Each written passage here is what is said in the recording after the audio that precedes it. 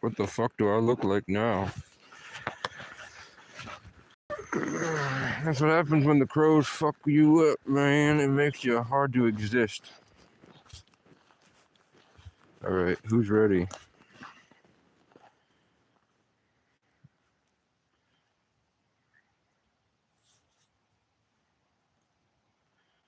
I'm being watched. Let's make sure this shit's working.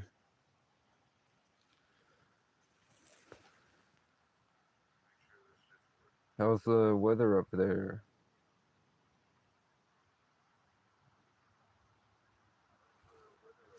Okay.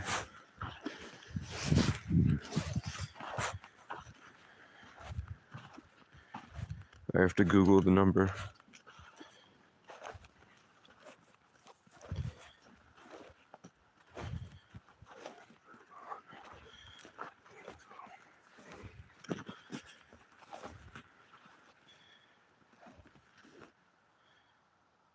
Oh, fuck you. What do you mean? They don't open till...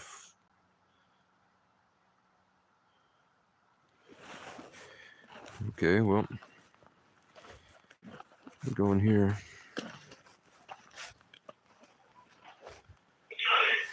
You've reached the helpline for Vermont Legal Aid and Legal Services Vermont. If you have a healthcare issue, please press 1. For questions or problems concerning long-term care, please press 2 for the Long-Term Care Ombudsman Project. For flooding and disaster relief, please press 3. For all other options, please stay on the line. To hear these options again, please press 9.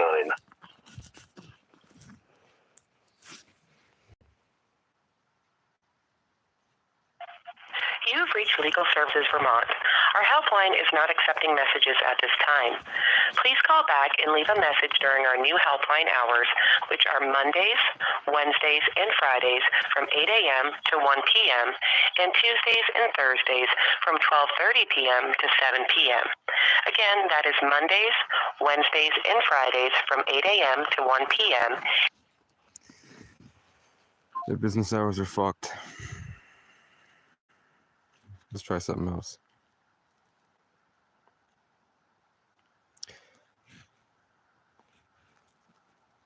Well, there's so much hate. There's so much hate.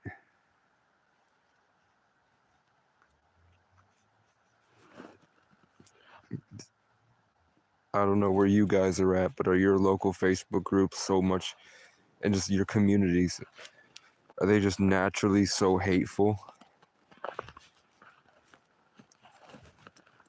I've never seen worse people than the people I'm supposed to consider my peers. Let's look at, okay, no more whining. Look at where we're at.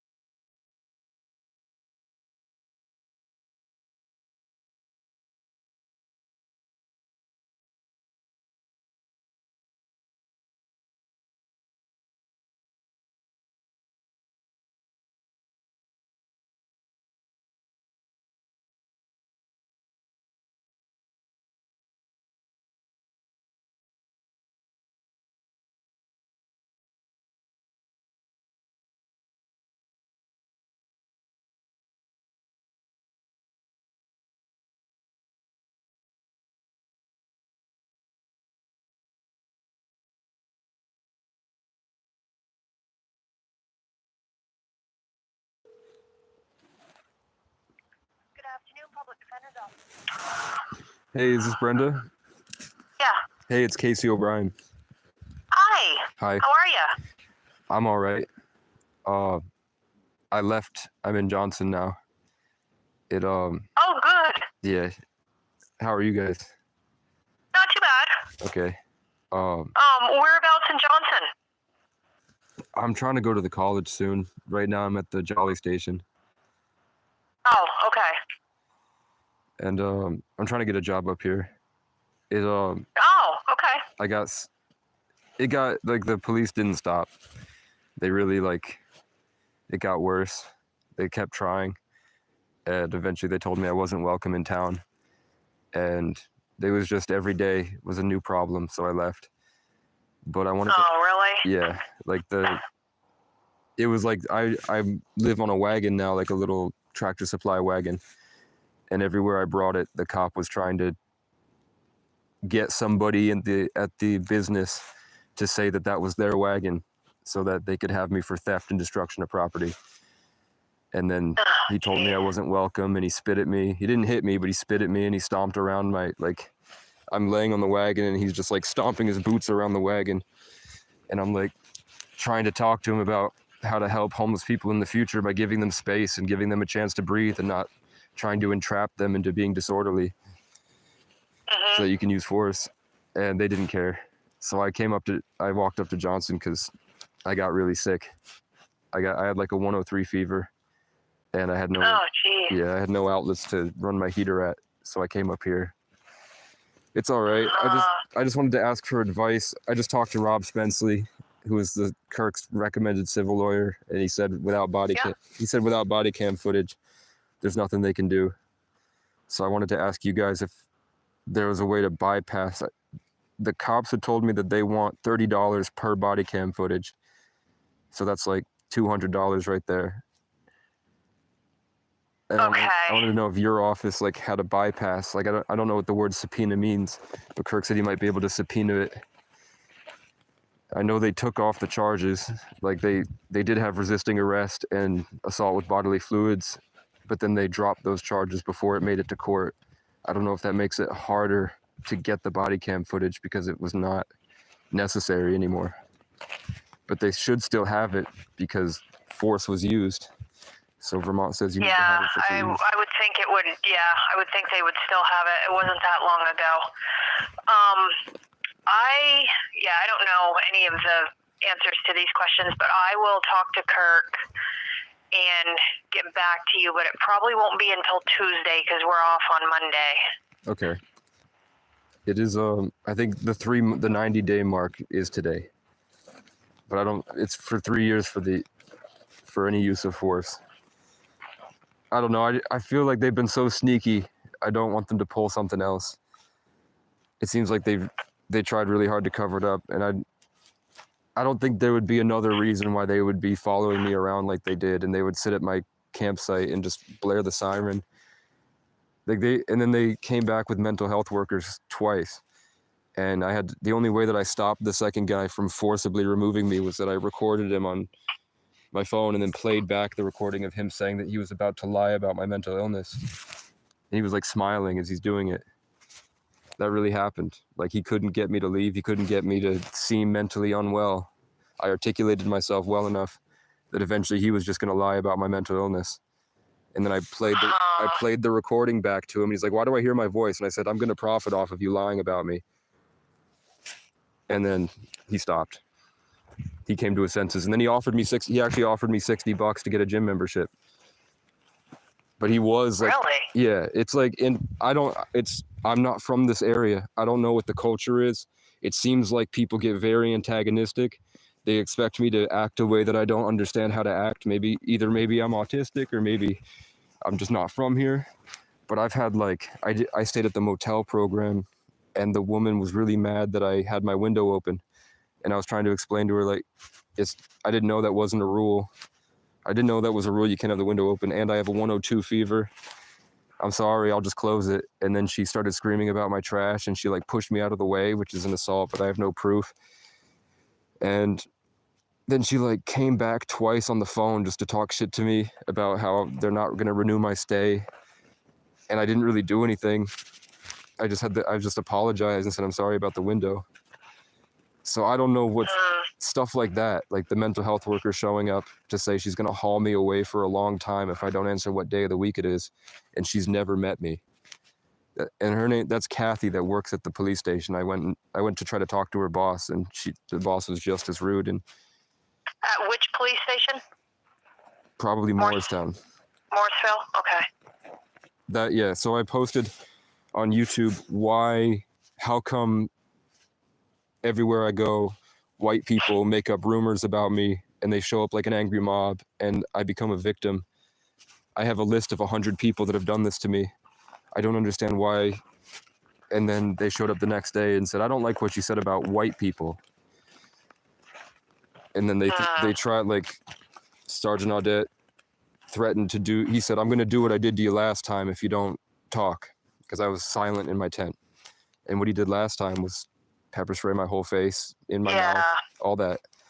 So he did that. He also was touching me through the tent, but I guess their excuse is that I could have been overdosed. So being unresponsive allows them to, like, feel up on me. Because I tried. Yeah, there was another instance where a cop or somebody kicked me that I thought was a cop, and it was a business owner. I was laying down outside a heater, and I had talked to the owner. This was at MSI. I was laying outside MSI on a Saturday. I didn't expect them to be working because they never do, but they like made up for the holidays. So somebody showed up and started kicking me and telling me I had to leave. And I said, hey, I'm sorry, didn't know. I'm just waiting until 11 o'clock because that's when McDonald's serves lunch. And then he called the cops to trespass me. The cops, I told him the guy kicked me. He kicked me pretty hard. And the guy admitted to kicking me. But the cop said because I was unresponsive, he didn't know if I was alive or not. Jeez. Yeah. And then it got to the point where isn't Marco the chief's son? Marku, yeah. It's a relative. I don't know exactly. I don't believe it's son, but it is a relative. He's the reason I mean, a couple years ago, Audette ripped my car door open and accused me of dealing drugs in the McDonald's parking lot. And nobody had called. He just was like passing by and saw I drove a nice Dodge Magnum aftermarket everything. And he just ripped my car door open and put his hand on the wheel. Other than that, and I think Baxter and Lamb would speed by me a lot when I was sitting in the food shelf parking lot 2 years ago. Other than that, it was Marco. He like showed up and I told him I had permission to be at the TD Bank. The supervisor told me at night, you can be there as long as you want, just leave by 4. And then he called way above her, probably made 2 phone calls to I think that's called soliciting a trespass, because I told him if you just wait an hour and I can give you her phone number, she'll be here and she'll tell you, yeah, I met him yesterday. He has permission to be here. But he went out of his way because I refused to give him my ID. I don't know. No lawyer is saying that they want the case until I have body cam footage. So that's all right. all I'm calling about. Let me talk to Kirk about it and see what we can do. Okay. If anything. And then like I said, you probably won't hear back from me until maybe Tuesday. All right. Okay. I'm trying to get an RCT ride down back into Mooresville to pick up the rest of my stuff. Would it be better if I just stopped in like around noon? You can. Okay. You can. I mean, I can't promise that there won't be like some emergency or whatever, but you can give it a shot. All right. I guess shoot for a call, like if you can. It'd be probably better to get a hold of me because I'm about like I don't know how far I am away. But if I can get a ride, because I don't know how expensive it's going to be. Yeah, you're a good probably 10 minutes away. On a bike? Probably 20-ish at least. Yeah. All right. I dragged 100 pounds in my wagon. Oh so my Lord. It felt like a lot more. I did it in one night with I think I had a 100 fever. And it made me feel pretty proud of myself. But now I'm just kind of laying around hoping nobody calls the police on me. Okay. and take care. All right, thank you. You're welcome. Bye-bye. Bye. Fuck, I was muted.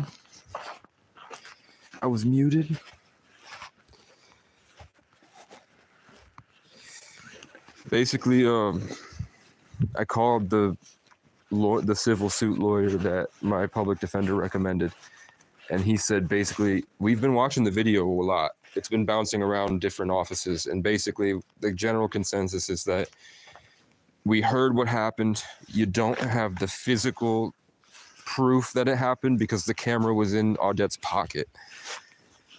So you could have just been making noises. I could have been going, why? Because your feelings are hurt? You're choking me?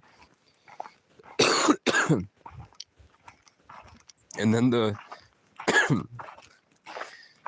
police report of him saying, Casey said he was choking, and I covered his mouth with my hand. Isn't enough.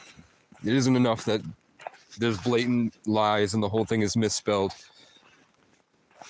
And video proof of me losing my mind for 4 months, where I was like somewhat coherent and I was doing really well and my numbers were going up and I was having more impact in what I was saying. I was having better conversations on my live. And then you can see after that incident, I like devolved for 4 months, where instead of going on an epic quest through Vermont, I had to like sit there and process what was happening for 4 months. I just sat there like crawling over to the McDonald's and then crawling back to hide, and I couldn't even, it was so like so much going on that I ended up just like leaving trash, and I couldn't even see that I left the trash. Like it didn't even hit my mind because all I could focus on is like, okay, now I have to get up and now I have to go to the tent. Now I have to get up and I'll wait, crows. Okay, now police sirens, and they're just sitting there next to me over at the MSI parking lot, just blaring the sirens. And then after that goes, then I would get up and go to the McDonald's, get my food, come back, sit there, and then try to heal and watch YouTube, listen to music, write some songs down, and then try to go live and make some content, and then go back to the tent. And I was just hoping and praying eventually something would happen.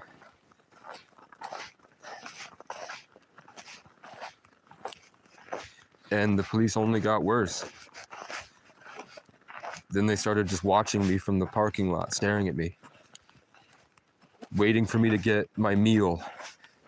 And then when I got back and sat down, they would point the light in my eyes. The big bright headlight on the side. The single light in the cruiser, or the SUV.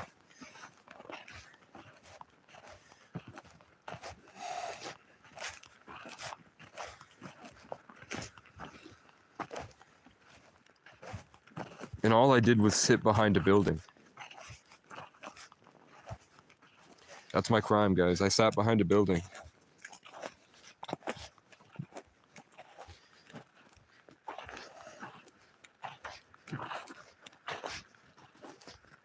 So I guess at some point I'm going to go on stage and talk about it. I'm probably going to have to. There's no other people standing up and advocating for what's happening. And the governor is mad with power right now. And the state of Vermont is encouraging hate crimes, and they're encouraging violence on pretty much anyone that isn't a white Vermonter that works double shifts.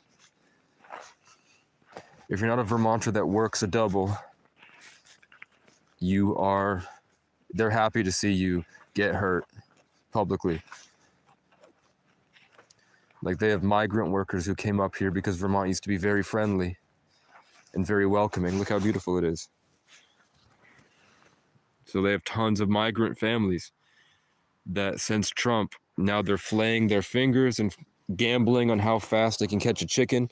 They're saying that we get access to your wife sometimes.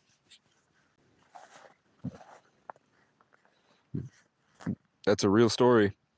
One of them told me. Is that pretty much right near where the lawyer I called today, that town, Pittsford. A migrant worker told me down in Pittsford, they only let him stay because he got to rape his wife once a month. And that was part of the deal. And if he didn't like it, he could leave.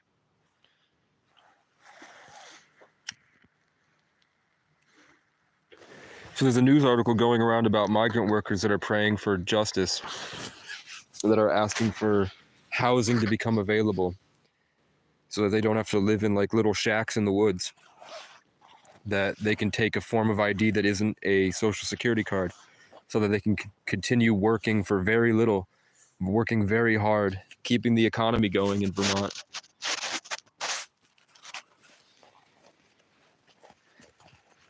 And they don't have to be susceptible to torture and rape because they can go home after their work is done.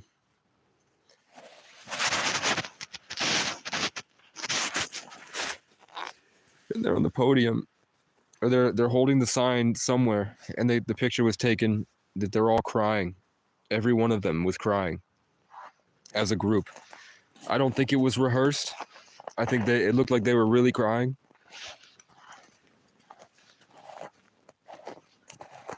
I know I've been a scared animal long enough. I can recognize other scared animals. You can see the rapes they've witnessed in their face when they're looking out at the Vermont people and wondering why the fuck can't they understand what we're talking about. They're trying to find the missing piece. Like, why are they so cruel? And I think that's why the Biden administration flooded us.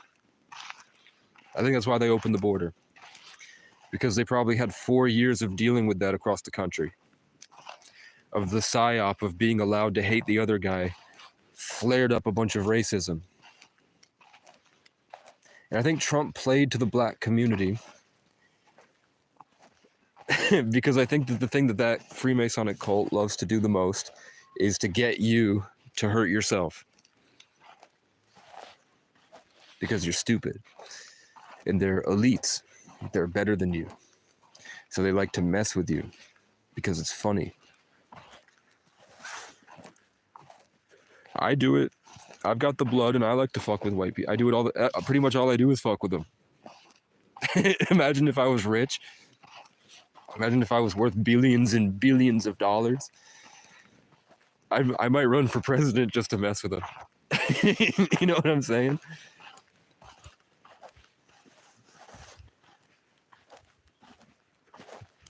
And then take all their money that I don't need, but I don't want them to have it because they don't deserve it.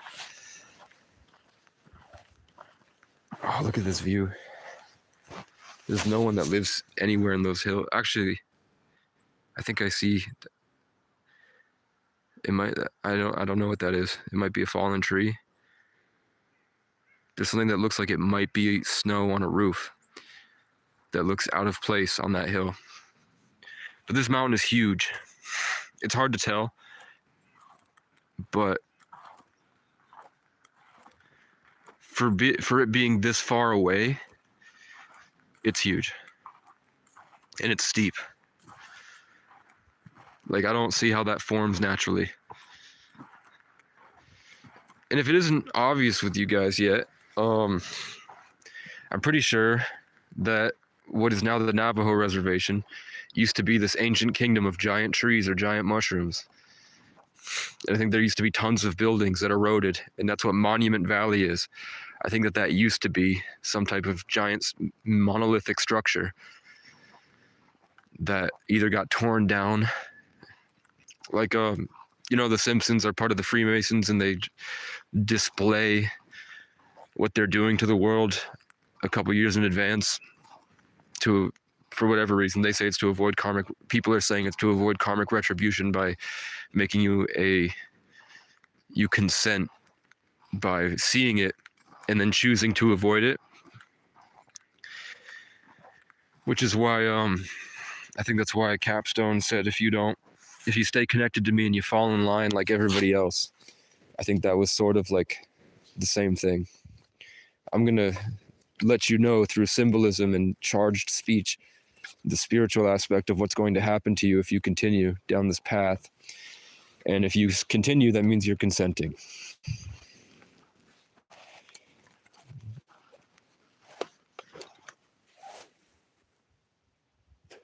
That's the spiritual warfare. But for whatever reason, Accountability for All's lawyer has a cop grabbing his phone and he got 100K. Accountability for All's lawyer saw the town clerk's office refusing to let them in to public areas because they were practicing a constitutional right, a constitutionally protected activity like filming on a sidewalk or in a public building or at a park. It's allowed. It might be creepy to sit here and record children playing, but it's not illegal. So, because of that, they could make 100K. I was choked by a cop in 3 separate instances in 20 minutes, through the mace, through the hand, and then through leaving me there. There's nothing I can do without body cam footage. So,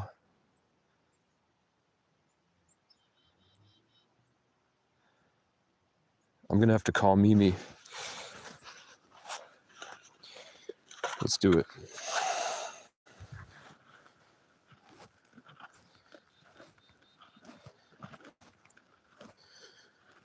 Let's do it.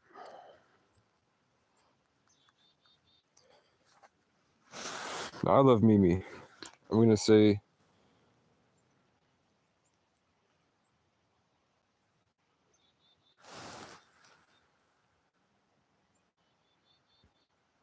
oh shit. Oh shit. Mimi got audited. My public defender, who audited her? Just file with TurboTax Do-It-Yourself by February 18th. You're not going to be coming into this building, and if you don't want to give your name and state your business, then we're asking you to leave. If you don't leave, we're going to have to call the police. Hello, dispatcher. Hello. This is Mimi Brill over at the Public Defender's no. Office. We have somebody who's at our door who's refusing to leave. What's your name? It's right here. The First Amendment auditor. So because of that, you guys aren't going to help us? Is that what you're telling me? Not a public defender. Are you not an attorney? Oh, is that why it's public pretenders instead of a public defender? This guy's bad at what Who he pays for this building? 182,000? The people, or what do you mean hon about? Because I have a stressful job, and now I don't know Do you really? what your issue is. These guys are the good ones. Sure. We are asking that a no trespass order be issued against this man. Mimi, no. What's going on, everyone? This is Press NH Now over here today at let's re-trigger her traumas. Oh no.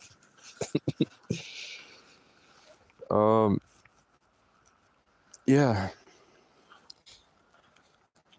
Let's see. I'm just walking around a public park, man. It's okay.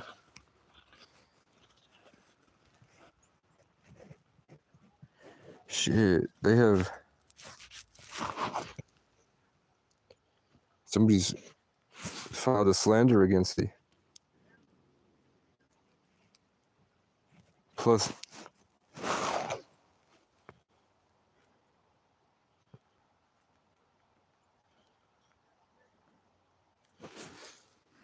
I want her phone number, fam.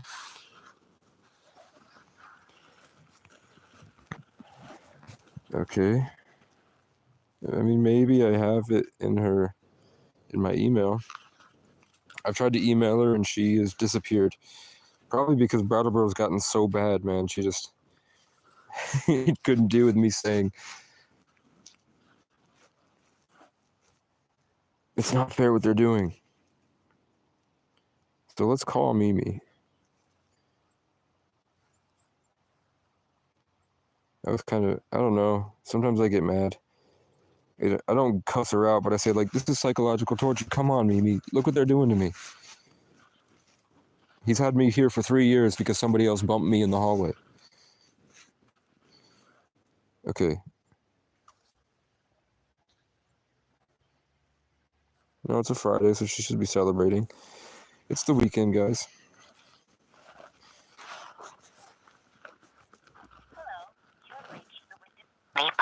Defender's Office. Our office is open Monday through Friday from 8 to 4:30. If you are calling to schedule an appointment with your attorney, please press 0 and reception will help you. If you would like to reach Mimi Brill, please press 1. For Kathleen Rivers, I'm going to talk to the... wait while I transfer your call. Good afternoon, Public Defender Law Office. Hi, can you hear me all right? Yeah. Okay. I had a question about, I had a court case going on in Brattleboro with Mimi, and it's been going on for about 3 years, and suddenly it has, like, I haven't gotten an email. There's been I didn't go, and I didn't know if there was a warrant out or anything. I'm up in Johnson now, so I wanted to talk to Mimi, and I also wanted to ask her about, she had body cam footage from 3 years ago on a USB drive. I just wanted to make sure, because the 3-year mark is coming up, that won't get deleted, and we can still hold on to it. What is your name, sir? My name's Casey O'Brien. Okay. Also, if you have a second, I just wanted to apologize. I just saw the that First Amendment auditor that came to your office a couple years ago. Yeah, that was some wild times. They still call occasionally. He's got 182,000. It's unfortunate that people get like that because the police do them wrong, and then they kind of they take it out on everybody. And sometimes they get bad, like they expose people that really need to be exposed, and sometimes they're just kind of like a loose cannon. And Mimi's been great to me. I don't think you guys deserve that. I've never had any problems with you guys. Oh, thank you so much. Listen, Mimi is she's at one of the jails today visiting a client. So I'm going to take your phone number and I'm going to give her a message. But when you speak with her, she did kind of take the brunt of that incident. So if you don't mind mentioning that to her, she'd like to hear that, I'm sure. So let me take your phone number. My phone number is 802-505-8466.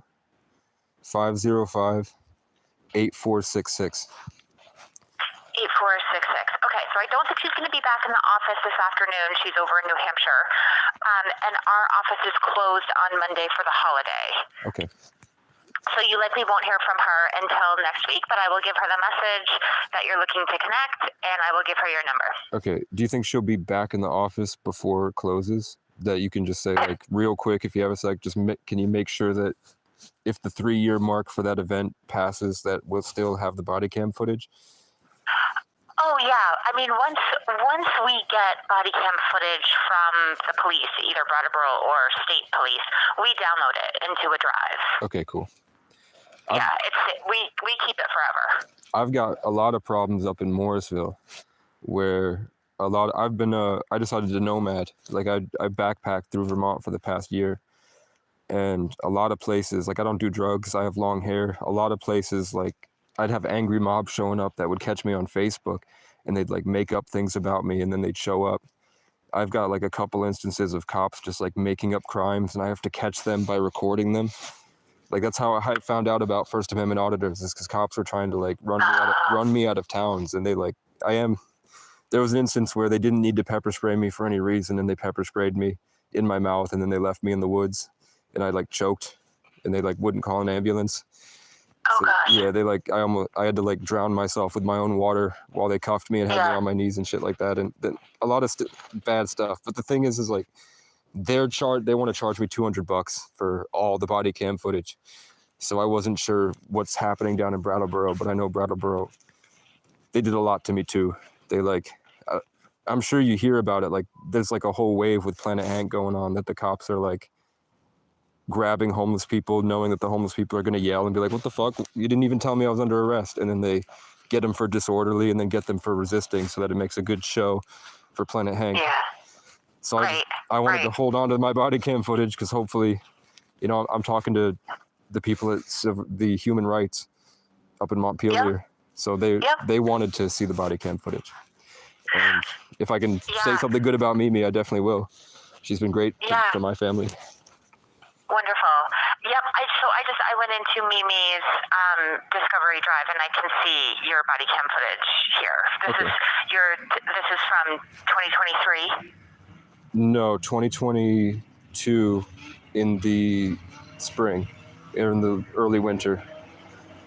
It's for It was outside. Hold on, there's snowmobilers. It was for my mom had just woken up. I told her, hey, I'm gonna go get my battery charger and I'm gonna go to Burlington and DoorDash. And she called the cops and said, I told her I'm gonna go get my bat and come back and hurt her. So the cops showed up and I had my battery charger and my battery in my hand, and they didn't tell me anything. They just pinned me to the wall. And then I had my arms up and I'm like, what are you doing? Just talk to me. What's going on? You can talk to me. I'm right here. And then they pepper sprayed me and they didn't wash my eyes. The ambulance showed up and they did a bad job. They put me in jail for the weekend. So I was there for Friday, Saturday, Sunday, and then Monday afternoon I got out and I had pepper spray in my eyes the whole time. They never washed my eyes. The lieutenant said they'll get to me when they get to me, and they never came. And then, you know, Brattleboro, like they blew me up and slandered me, and I had to leave town. It just got too bad. Every business I entered to DoorDash, it was just, people were mean, and I didn't really do anything to deserve it, so I left. Okay, let me do this. So, although I do not believe Mimi will be back in the office today, she checks her email constantly. So let me send her an email and let her know that you called, and I will tell her that you are ensuring that she still has the Discovery Media from your 2022 case, and she'll reach out to me or to you if there's a problem. Okay. Okay? Yes, thank you very much. Okay, you're welcome. Have a great day. You too. Bye-bye. Bye. What? 2023 case? That's the one where my dad pushed me into a wall because I told him, hey, if your mechanic sold you a car that doesn't work, don't continue paying him until you figure out if the car's broken. And he said, don't fucking tell me what to do. And he pushed me into a wall. And then I immediately swung back, got him right in the eye. He said, then my eyes like, I'm leaving. I walked away. I opened the door to leave. I walk out. My dad comes out, grabs me by the hair, and then throws himself on the ground. So I'm on the ground like this, and he's on the ground like this, and he's choking me out. And I'm like, I'm going to put my fingers over your eyes until you stop. I love you. Stop. He's like, how the fuck does it feel? And then I bent his finger back until he got up, and then he ran out the door. And then I know he's going right to my mom, who is it's hard to tell if she's a compulsive liar on purpose or because she has mental health issues, but she is a liar. She is a narcissistic exaggerator. So I knew as soon as my dad gets into that room, my mom has found the golden ticket to ruin my life again. So I called the police and said, hey, just to let you know I've already called you 3 times that I have a mother that will lie to you. It's unfortunate that this is life, but this is my life. So I'm going to tell you what just happened from my perspective before they call you. And hopefully you can see by my demeanor that I'm not anywhere near whatever she might say. And they showed up and they charged us both with assault. Me and my dad, because my dad said I started it and I told the truth. And then my dad brought it all the way to court, where he walked into the courtroom with my mom and they both lied to the judge in front of me. And I told him they're lying. And nobody cared. And then the charges were magically dropped because I started blasting Judge Treadwell on the internet for letting a pedophile go with 30 days in jail because he was on the police force, even though he raped a 10-year-old girl consistently. So that could be I don't know, how much do you think consistently is? Every holiday? I don't think so. I think that guy came over a lot, and he raped her from 10 to 16 years old. And then he pled guilty. When the young girl became 27, she was brave enough to come clean, and then her family all brought it to court. And the cop went on the stand and said, I raped this girl for 6 years. And Judge Treadwell went, well, I think it's fair to give you 30 days and 6 years of probation, where you can still do anything you want to do. You just have to be home by 8 o'clock at night, so you can't be out raping people in the nighttime. I think that's fair. So I started blowing that up on the internet. And then suddenly the judge that had kept me there for 3 years for bumping into somebody in the hallway and then becoming a victim of police brutality, he kept making me come back, knowing that I was traveling around New England. So if I didn't come all the way back, sometimes driving 250 miles, I had no money, so I had to beg people to get me there. I had to sit at gas stations and beg people to save money to get back to Brat. And I'd miss it by a half hour sometimes, and he'd put the warrant out. And then I'd become victimized again. I got arrested like 7 times. I went to county 7 times for bumping into somebody in the hallway, and then I missed court because I got sick. And then I missed court because sometimes I would wake up late because I was stressed. Sometimes I was very sick. Sometimes I didn't have phone service. And sometimes whatever. But it took him 3 years for him to finally start giving me a cite and release warrant instead of a go to jail warrant. And then the last time I spoke to him, I told him, hey, you know that one time when I went in there, there was a guy that he was a teacher at the Career Center, and he had a whole class full that were going to watch my hearing. And I had a gold chain on, I had my nice watch, my hair was better, I had my hat with the crown on it, and I was wearing nice clothes. But it was still a Freemasonic ritual. So I was sitting out in the waiting room with everybody else right outside the courtroom. And the teacher walked up to one of the students and he said, do you want me to chaperone for you at the next event? Would you like me to chaperone? And he got really close. So he was posturing over the girl's head. So her head was like right here. And he got this close. He said, because you know I would at a moment's notice. And then he turned around and looked at me and smiled like this. And then he stomped away. And everybody looked at me like, you're the adult. You're the adult. But I was so traumatized. Like I had so much other stuff going on. I just stood there mad. Like, how the fuck am I going to get us all out of this one at once? And then I looked over to be like, do you get it? And there was a girl that was winking at me like this. I was like, what the fuck are these new Aiden Ross kids doing? My generation would have stood up and whooped him. I'm old. I'm that old now. I'm 25. I could say that 6 years ago. Any one of us, if the guy had done that, we would have gone right to Ms. Goggin and been like, that's the creepiest shit we've seen in our fucking life. But all those kids, that's normal. They're all used to Riz. That teacher thought he was rizzing a student and then looked at me like, look at my Riz skills. And walked away. And I called Miss Goggin. I went directly to, right after that, I walked up in front of the judge. I waited in the back until he called me, which is not customary, but I'm like, what are you gonna do? So I sat there, taking the energy. It's my year of the water cat. I'm gonna siphon all the life. Then I walked up and I stayed standing because I knew he wasn't gonna do anything. He's just gonna be like, 30 days, come back. So I stood there, staring him right in the eyes, and he was staring at me like so angry. And I'm just standing there like, waiting for him to see that I'm a person and he's fighting himself. So then I walked away, and then as I left, I did any gang sign that I knew. I knew the kids have no idea what the gang signs are. I don't know what the gang signs are, but I know I had the tattoos everywhere and I looked like it. So I did the gang signs and stuff, and then hopefully, I was hoping that I would go right to the school, and then that guy would get exposed, and the girl would come forward, and he would get fired. And then all the kids would be like, okay. That guy that they were putting us there to make fun, like the teacher was there to have us see all the bad criminals that were going to get justice and in trouble. Hopefully they would see that like maybe we're not so bad and maybe the system is designed to fuck us all over. I'm suddenly very self-aware. A lot of self-awareness just hit me.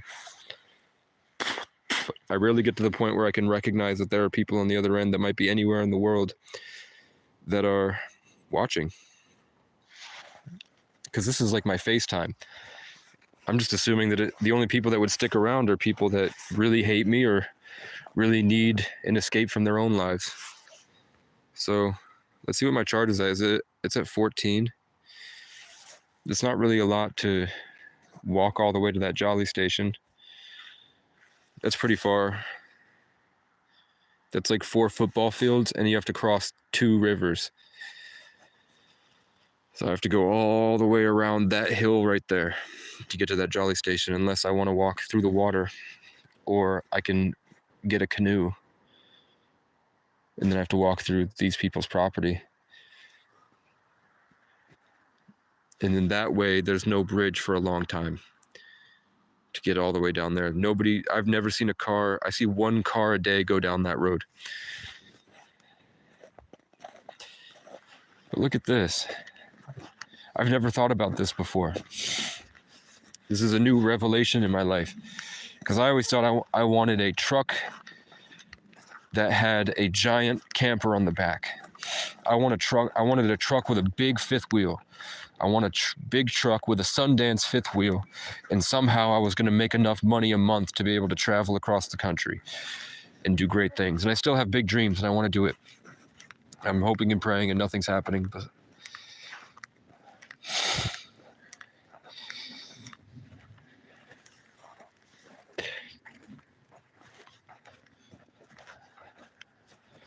But it never really occurred to me that these types of trailers exist. That's a whole ass house. That's bigger than my tent. Insulation is not as hard as people make it seem on the internet. It's not that hard to insulate for winter. So I could have something like this with a nice SUV. There's my guest house. And then I could run a TV and a projector screen. So I could, in the summertime, I could flip open this and then put a giant projector screen right here and watch movies and play video games and animate on my computer if I wanted.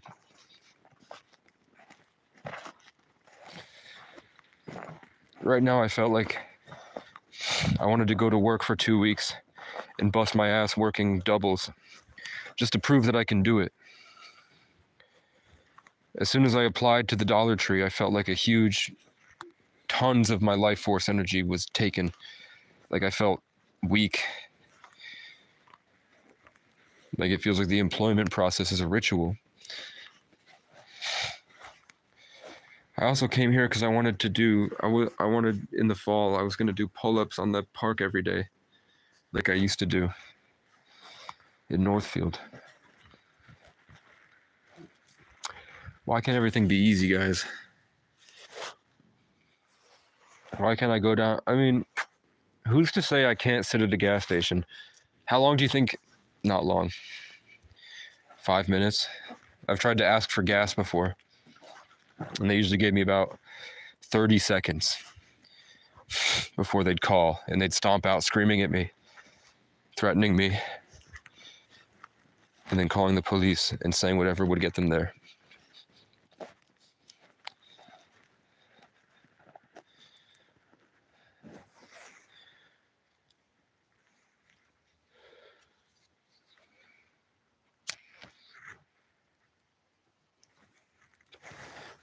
How's everybody feeling?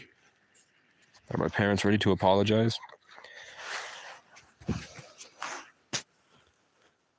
Is my family ready to apologize yet?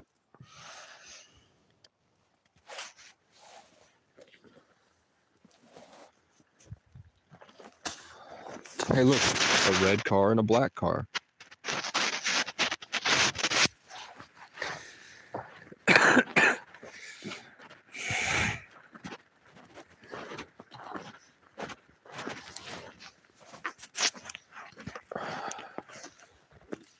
This is what I needed.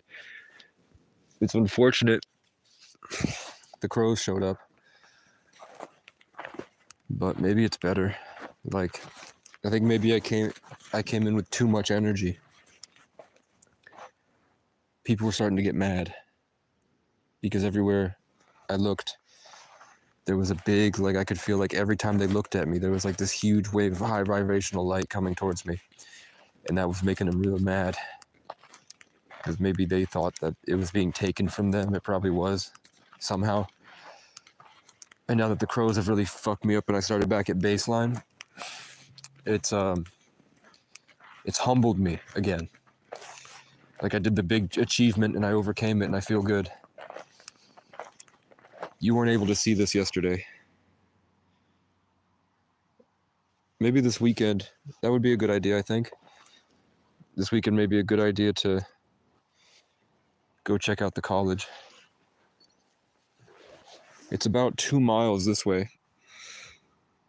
So it's nestled on the other end of this hill probably, and more. It's way out.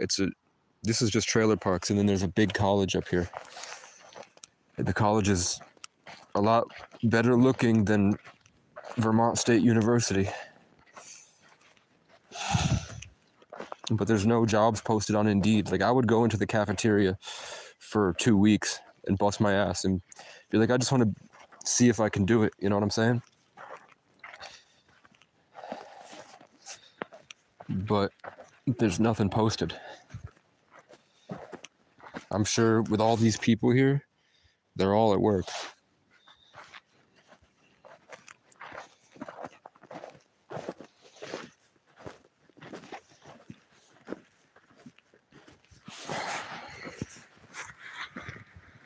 So, what I'm confused about is how come Morristown didn't send my public defender the body cam footage.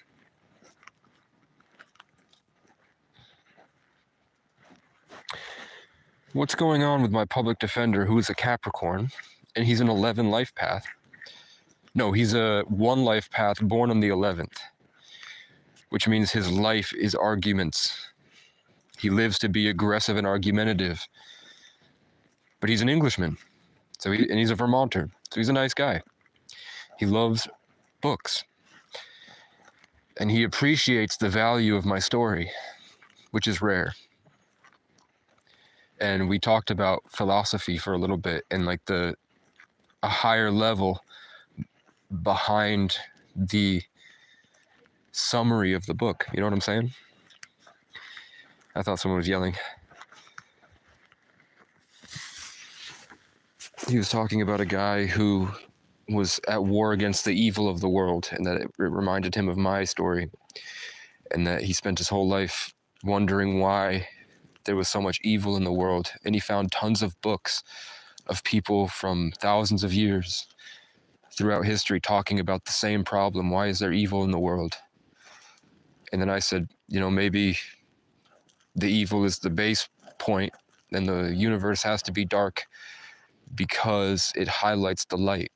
So maybe the world is evil because it gives us the opportunity to shine and be brave and perseverance against it.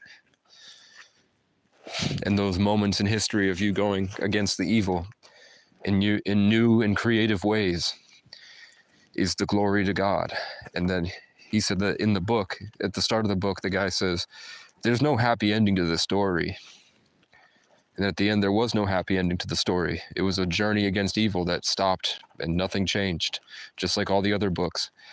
And I said, I don't want this to apply to my life, but I think it made him feel better that at least in that story that he brought up, not necessarily my life, in that story that he brought up, he got to become the person in the books that helped him along the way.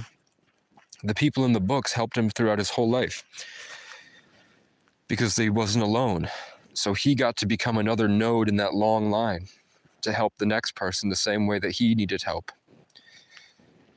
And when you get to that type of meaning, that type of light and wisdom, it sort of makes the whole room start to shake. So I felt that he really felt that was impactful. But then it seemed like he was getting more and more stressed out about other things, and my presence was less and less welcome as I showed up. And I was traumatized. It was hard for me to speak again. I was reduced back to an animal, so I would show up, and a lot of my traumas in my life is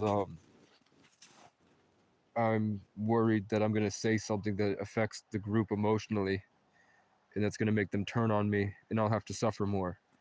So if somebody offers me help and I'm like in the car with a stranger and he's like helping fix my car, I don't know what to say to him because I don't really know how to do the small talk and skills. My perspective is just much different than most people's.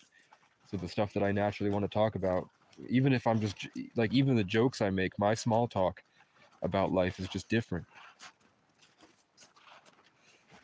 Like they just like most small talk I hear people talk about is just different versions of saying it is what it is. Like everything that happens, there's a car driving down the street, like, you know, those cars, they drive down the street. And then the other guy goes, yeah, they do. That is what happens. Cars do drive down the street. That's like masculine small talk. It's like, yep, you see that horse? That horse kicks. And I'm like, yep, I've definitely seen a horse kick. Ain't no lie about that. Meanwhile, I'm like, you're not seeing that there's a car right in front of us that slowed down to force us to stop. And the car's license plate just says KKC 444. And I was trying to make a Kick account called KKC, and that was going to be my Kick streaming account. So I want to tell them, like, yeah, last night I told God I wanted to make a Kick account called KKC. And they're the angel numbers right in front of us, and they're forcing the car to slow down. So I don't say it. So instead I'm quiet. And the guy's like, why the fuck is he so quiet? That really happened. And then that guy, I had a choice in a dream. I climbed up a mountain that looked not much different than anything like this. I'm climbing up this ski resort hill. And then on one of the different stops between the chairlifts, you know, when the slopes intersect, there was a choice where I could go right, and there was a little desert area, and Andrew Tate was standing there shirtless, like a Sagittarius, like. And then to the left was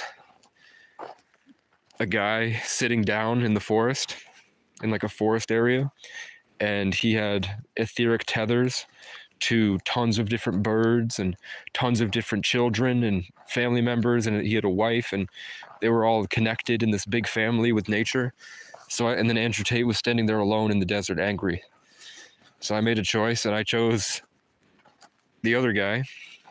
And then the next day, I walked through Pittsford, found a car that looked like my Toyota Avalon that had broken down, walked into the town manager's office and spoke to the manager of the entire town, who drove the same car as I did, and asked, you know, my car's difficult to find parts for. I don't really know what to do. It's cold as hell. Do you have a recommendation for a mechanic? And he said, yeah, go talk. His name's Andrew. So I wound up getting saved by Andrew when I had a choice between Andrew Tate and some guy in the woods. And then that guy in the woods that I never met before showed up to tow my car and fixed it for free. And I got to live for a couple days in the back of a Quest fifth wheel with heat on a mattress, which had been the first time in years, other than when I was hooking up with a yoga instructor in the waterfront. That eventually, even though she was hot as fuck, she tried to do a ritual to sacrifice me to a dragon with a group of Nepalis. You can't make this shit up. Unless you're God or your higher self. And then right next to it, maybe I'll put a picture, was a Sundance, was a little shack in the woods attached to a Sundance camper. And my album was called Sundance that I was working on. So I did that until I got a job at the mountain. I was in Brandon, Vermont. I had to talk to Brandon, the manager at the mountain. I got there and the people were Rob, like Robert Baratheon, Brian, like Brian Boru, who was a Leo, who said he was related to Queen Elizabeth without me having to say anything, which means Brian related to Brian Boru. And then two girls named Sam and Jenna. And then exactly 10 years before, I was living with a family there was a girl named Jenna who was also born on December 11th. And there was my best friend, Sam. And those two were Irish. And then these two were Irish. And then at that job, they wouldn't feed me. There was one of the owners or co-owners was or just investors, was an old New York City cop. And he used to scream at me and tell me I couldn't do push-ups in the gym and I couldn't use the shower in the rooms. And they told me I could have my car in the parking lot, and then I didn't have enough gas to get it out. So they threatened to tow it. They said I could still work there, but they're going to tow my car and charge me for it. You know what I'm saying? And then eventually he took his cane. He was dying of cancer. And I really tried to tell him that You know, you don't have to spend $200,000 to go get injected with stem cells in Mexico. You can produce stem cells naturally. It's just hidden from modern medicine by ketosis, autophagy, apoptosis. And then sunlight, probiotics, and rest stimulate neurogenesis. And then you can start to become a factory again like you did when you were a child, and you'll start to heal yourself. But instead you're being obese and you think that you can save up 200 grand and go down to Mexico and it's going to save your life. No, you're going to go pay a bunch of Mexicans to tell you to fast. And I'll tell you right now, but he just refused to hear it. And then I said, well, at least you're Irish. And he was talking about Irish people because he kept calling me Mr. O'Brien. And when people call me Mr. O'Brien, it's because the Irish had their dignity taken from them in New York City and were reduced to less than blacks for a long time. We were down in the pit with them. So when people say Mr. O'Brien, they're calling me Mr. instead of Casey. They say Mr. O'Brien because they're giving you their Irish culture, giving you your dignity back that the English had taken from you in New York City. So I knew he was Irish, so I wasn't really, back then I would kind of I was a lot more reserved. I was a lot more precise in what I said to make a bigger impact on people's lives. So I said, yeah, that's where the term cracker came from. Irish. So I could tell because he was I knew he was an Irish history buff. So he was the only person probably in that mile radius that knew that the term cracker was referred to Irish slaves that would crack jokes in the English's face before they were hung. And they would say, don't buy that one, he'll turn out to be a cracker. He won't work for you. He's just going to laugh in your face until you kill him. You can't have Irish slaves. They're not afraid to die.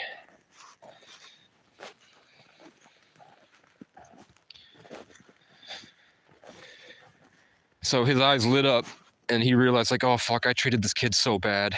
I was literally the embodiment of this history buff story that I love about the Irish people. And I literally became the guy that was shitting on the Irish kid that was treated so poorly. He was reduced to an animal. I perpetuated it. And then I got up and left and never saw him again. I quit because I'm not going to get treated. I'm not going to have guys screaming in my face for $18 an hour. And it was so much worse than that. They wouldn't feed me. I was breaking down the road and I had to walk up a 2-mile hill. Plus, I would go to the mountain and nobody wanted to talk to me or hang out with me because I couldn't afford skis or anything. Now I have a pair of skis and ski boots, but they're buried under like 2 feet of snow out in Northfield. In the woods on just a random back road. So it's my charge at 8. There's nothing I want to do. I don't feel called to go downtown Johnson anymore. But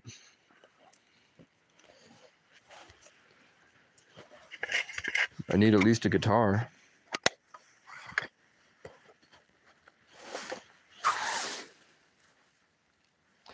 To sit out here.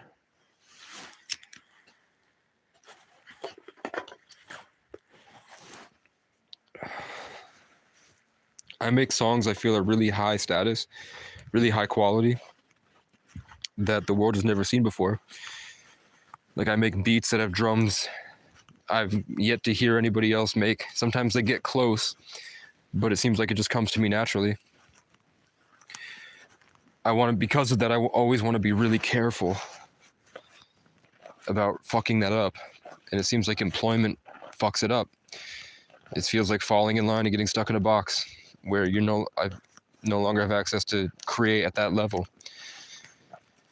Like it seems like I need to be in this life. It seems like there are even more things I need to let go of in order to maintain this. It takes a lot of work to consistently ride the wave of being ahead of the game and able to teach the world and to always be learning and evolving as you go without freaking out.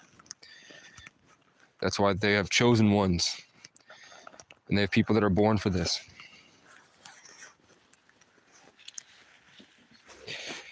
So, my last tarot reading was another very specific one. So I'm excited. I don't know if it's fear or the crows or the network that I got stuck inside, but I no longer feel excited to go over there. Where I used to be like, I need to go to that gas station. I'm sure they're hiring. I know Maple Fields is hiring, and that's a mile that way. I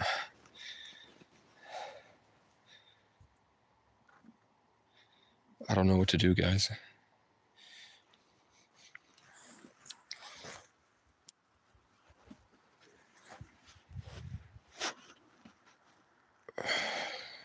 There's an elderly couple on a date. So I don't want to bother them. Especially because old people sometimes are the worst energy vampires.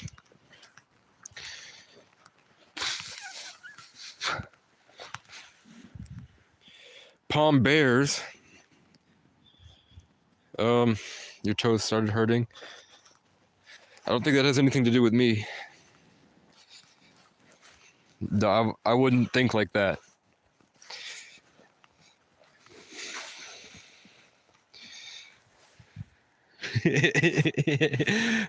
My grandfather's voice. What I think is my grandfather's voice, or it could be Brian Brew. Like some ancestor said, you should worry about your husband's toes. It wasn't me. I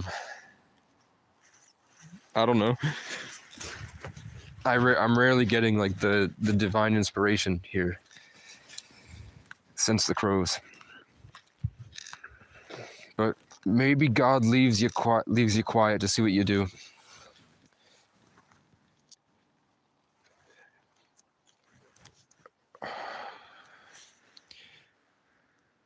Send you the guitar. Are they Tim boots? Are they winter boots? Because these ones are waterproof. The problem is the this liner is ripped to shreds because I used to walk around like moccasins.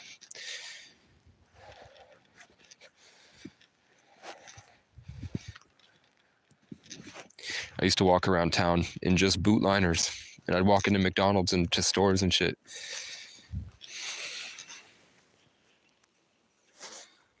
They're like the ones you have. Okay. These are nice. These are rock.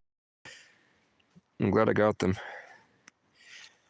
I have my old jacket back in Mooresville, the one I spent $80 on, because it looks nice, and I thought it would be good for, if I'm going to be on camera all day, I wanted to wear a costume, and that leather jacket was, you know, when you have nothing. I've already showed you with this coat. It sucks this coat, the zipper burnt, because I was sleeping next to the Buddy propane heater.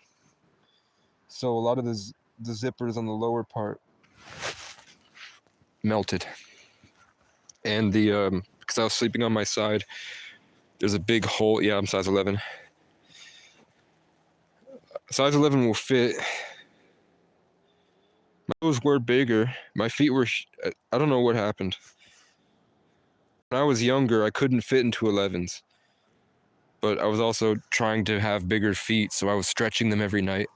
And I was always thinking about growing my feet. So when you're young, you probably grow a lot better. Like I think most people were worried about height. I think I put all my skill points into big feet. So at one point, I could only fit into 12s, and 11s were really tight. Now it's like my feet have shrunk to fit into whatever shoes were available. So I had 10s for a couple years because that's all I could afford. And then were like the boots that were given to me and the shoes that were given to me. So I had a pair of 10s that I remember it being so uncomfortable, but now I'm in 11s and they fit fine. Like my feet are it's still cramped. I'm probably like maybe an 11 and a half now, or maybe I just need to get 12s again and my feet will remember that they're supposed to be bigger, and I've been in comfort with them shriveling. I had the weirdest dream last night. I had a dream that there was no women left on Earth, and there was a gay person that had a very, like, a micro penis, and he wanted me to fuck him in the butt. And they were saying, there's no women left. This is all you have. If you want to have sex, this is your only option.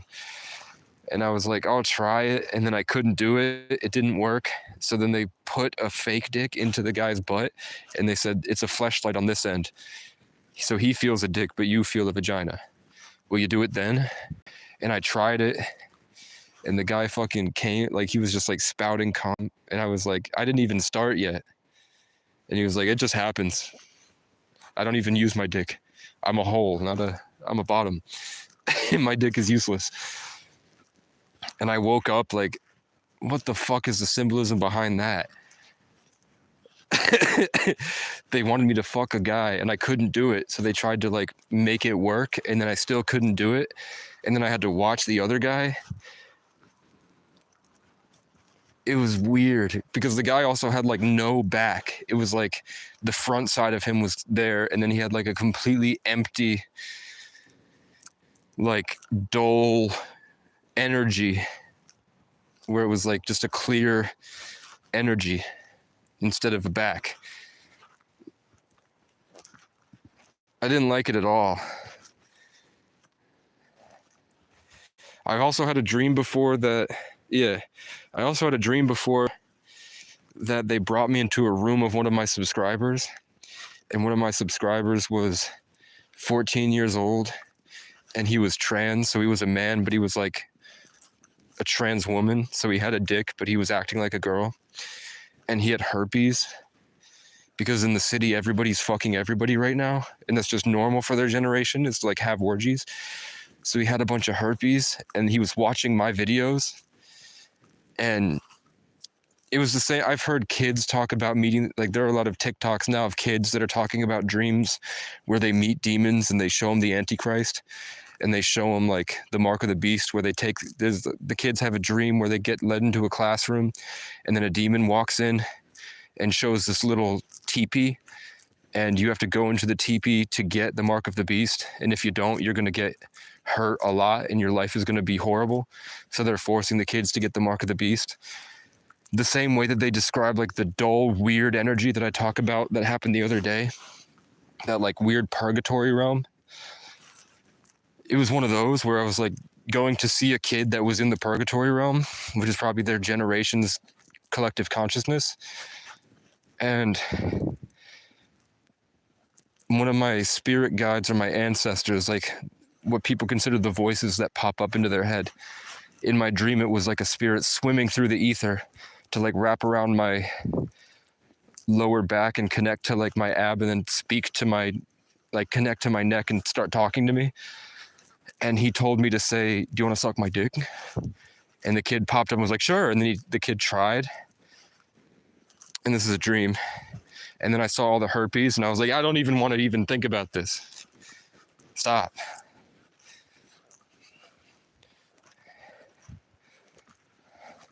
But what sucks is that in those dreams, there's like the residual energy of what I experience stays present through the day. So like I'm an empath. So the people in that dream that I speak to, I'm like able to understand a lot.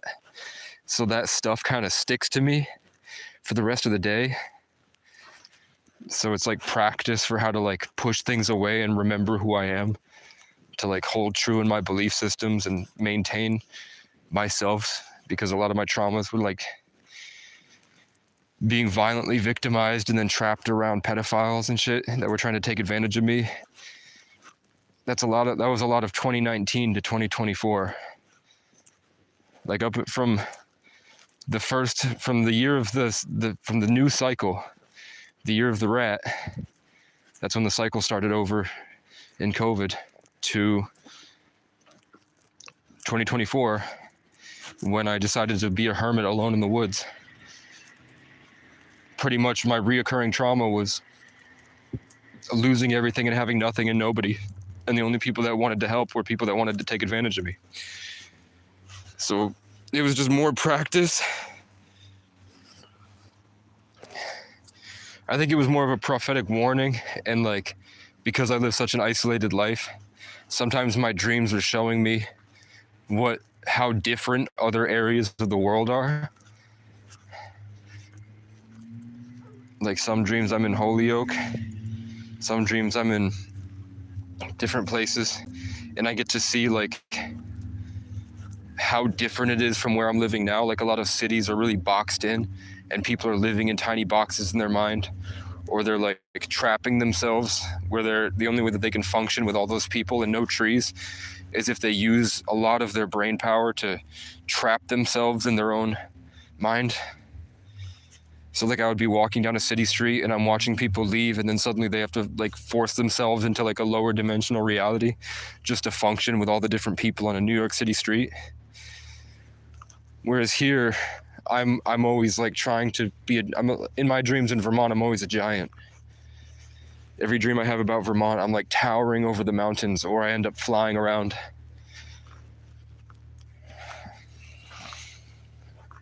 And then in other states, I have to like compress myself to get back into the way the world is down there.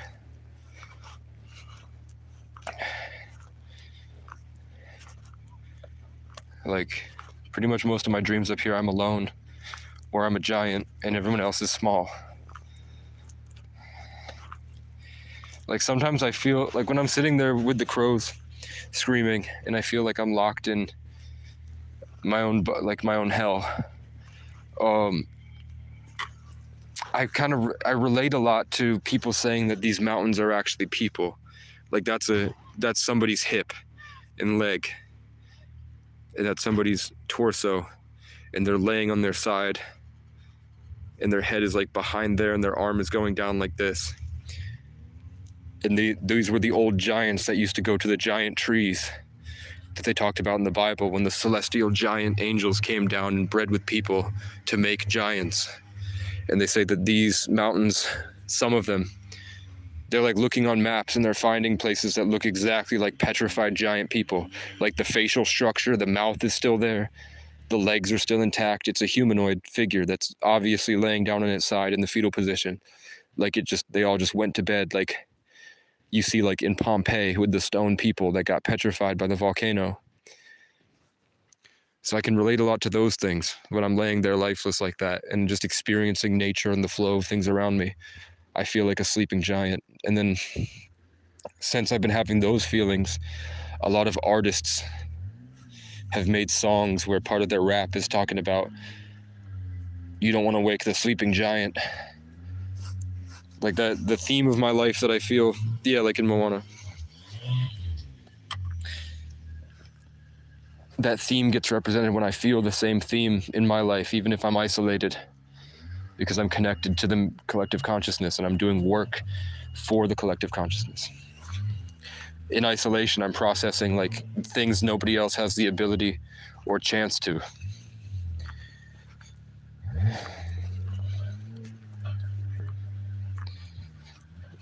Because I'm living a different life.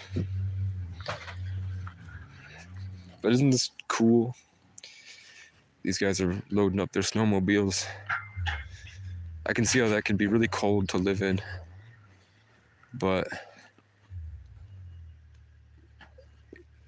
I mean, I could just put the tarps and the insulation the same way that I insulated the tent. I just do that. I buy 4 times the amount of materials that I had, and I could staple or super glue, hot glue the materials to the walls, and then run them. And then I'd probably have to take a Sawzall and make my own window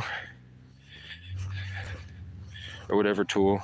I don't know if you can do a skill saw sideways. I don't know if that's safe or right, but if I could clear out my own window, put a couple boards in, put the window in, Google how to make it safe and structurally sound on all sides. And then, I don't know, do you think an ATV can pull that up a hill?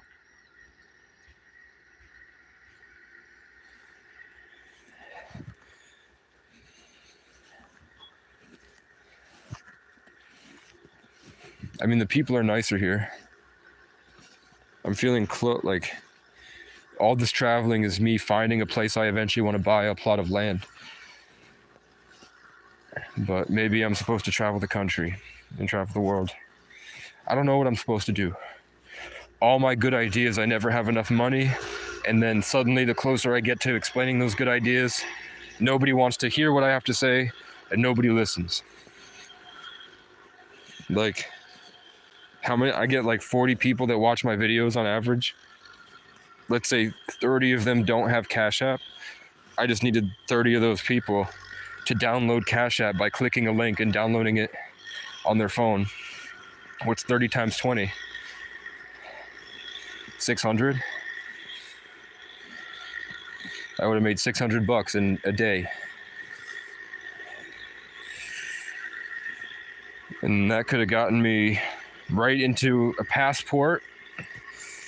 And then I could have gone all the way to like Cartagena, Colombia, made a video with a camera and a microphone, just walking around, pop it on YouTube, 1 million views, 20,000 subscribers. Now every video I post is $18 per 1,000 views. So then my next video, I go to Egypt to walk up the pyramids, gets 1 million views, $18,000. The next video, I'm sponsored by BetterHelp. Have you seen how far I've come? Believe me when I say that you need someone to talk to sometimes. And BetterHelp is a very cheap way to find somebody that's trained in dealing with people that might have your problem or understand your life, instead of having to fight through the wild east. You can fight from the comfort of your own home by arguing with some lady on the internet. BetterHelp. And then bam, $50,000.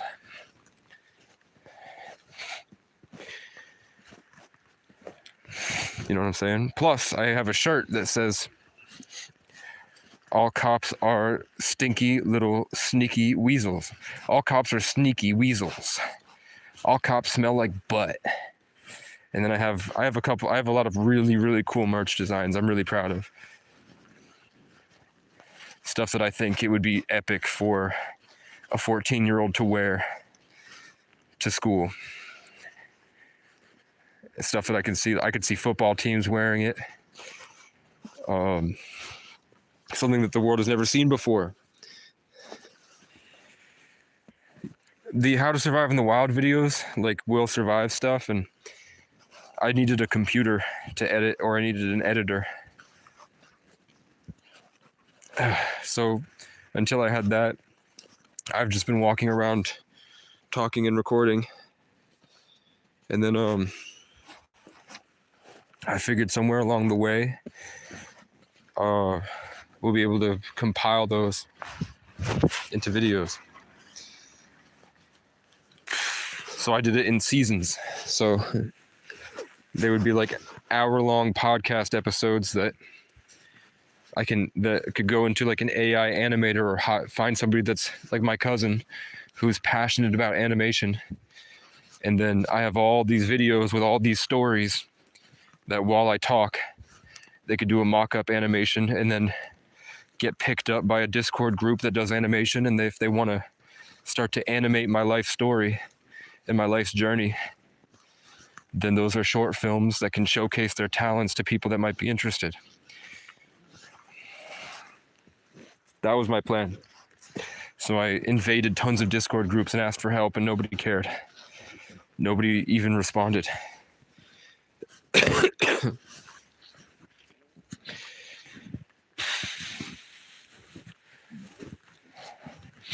Plus, I could do a food truck, hot dog stand, but that felt like that was 2024. 2024 was the year of building something. It was the year of building castles. They just tried to find a bridge out and couldn't find it. Now they're coming back. 2025, why are you staring at me? 2025, I'm not totally sure. But I've had some prophetic dreams. They never felt evil or satanic. It felt like, and the dream ended, like the start of the dream started in Morrisville. And how I felt in the dream reflects how I felt. Just look at that. You're good, Heather.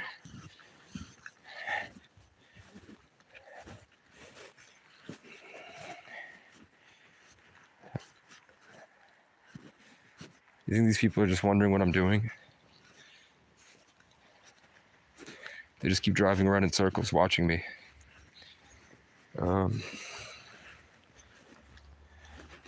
Eventually my phone's going to die and I'm going to move to the second one.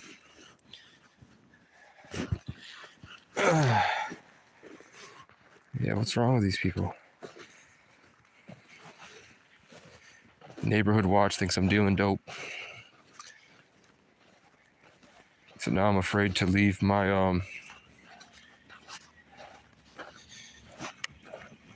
afraid to leave my stuff here until they leave.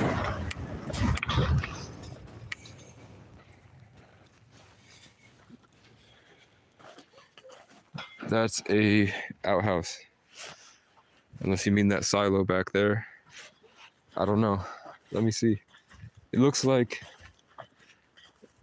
it might be for salt. Like that might be where they have all the salt that they load into the trucks. These guys are definitely after me. They were watching me the whole time. They left and then they came back and they're just sitting there watching me.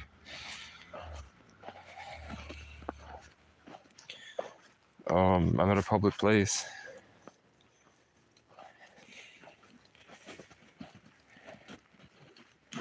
So I don't know. I'm gonna try to crawl up this way. I don't have enough money really to do anything. I could go to the Dollar Tree and buy, anything it's all $10. The only real thing I can afford is Hot Pockets from Maple Fields. And they don't have a microwave. But I could spend $3 to get 2 Hot Pockets, and that should be enough. But I have peanut butter and jelly sandwiches, so it's not that bad.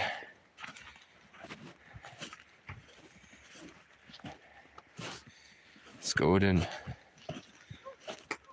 Alaska is 4,000 miles away. Vermont State University is 1 mile. Yellowstone is 1,800 miles that way. China is 7,300 miles that way. Beard Park is half a mile up that road. The North Pole, it's closer to the North Pole than it is to Alaska. See, they were after me.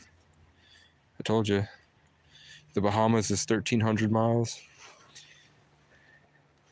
Seoul, Korea is 6,000 miles away.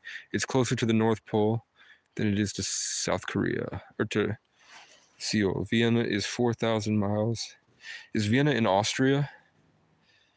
I want to say Vienna is the capital of Austria. I don't know. Hawaii. Upward Bound. That must be a program. Okay, so this is north. This doesn't make sense. You're telling me Hawaii is 4,000 miles south, and the North Pole is 4,444 miles north.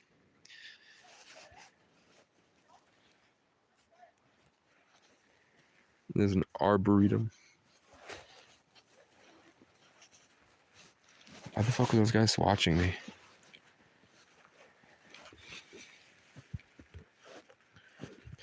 Uncrustables. Vienna sausages. Oh yeah. My phone's at 2. So this is where I started. I can show you how much I walked. So my tent site is right here. That's where my tent was. This is MSI. This is where it all took place. This was where the library was. This is where the dam was, where I made my favorite spot in Morrisville that they later trespassed me from. Right after I uploaded, that's my favorite spot. I got trespassed from it. This is where the McDonald's is. And then this is where the dollar store is that I was sitting behind every night. This was the TD Bank that they solicited a trespass, which was a felony. Then I would ride my bike up to talk to my public defender and go to court here. One time I rode all the way down, way past here, about 10 miles, just to see what was down there, and it was cool. I made a video. So I walked with my wagon from here all the way here, up this trail, and I walked 10 miles up to here. And it was about as high as this. So imagine carting a wagon through this. The wheels did not move. So I dragged a wagon. Who the fuck is this guy?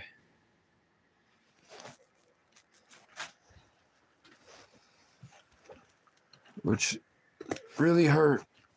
But I sat here and had I had all my Gatorade bars.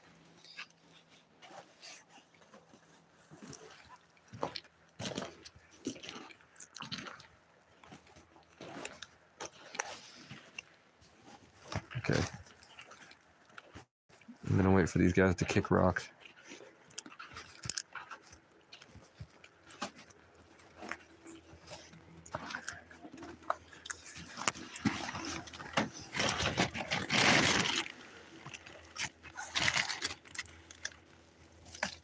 So I'm gonna meet, I know, I feel like I'm out of time a little bit. I'm hoping it's destiny and fate, and I haven't wasted my whole life. I'm gonna eat some I think I'll save the Southwest style bean and grain bowl. I've had Uncrustables, Heather. They're pretty good. We're gonna have a peanut butter and jelly sandwich. And I'm going to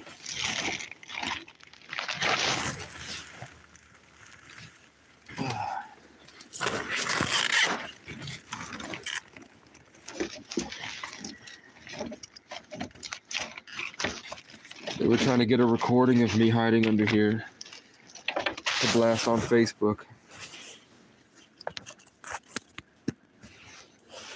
They were trying to see who I was and what I was doing. They were wasting all their time trying to find out who I am and what I'm doing here.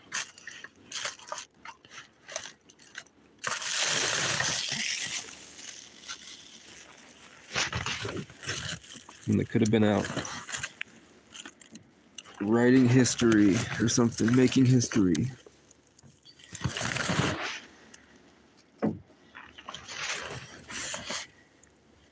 So I have this new pair of socks.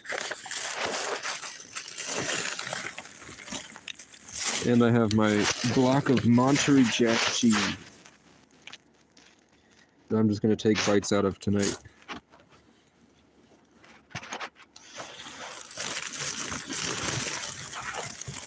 Then we're going to take this twist tie off. We're going to wait for those guys to leave so I can get back under this and go to bed. Because I haven't been able to feel safe and comfortable. Actually, I asked God for a couple minutes. I prayed a certain way.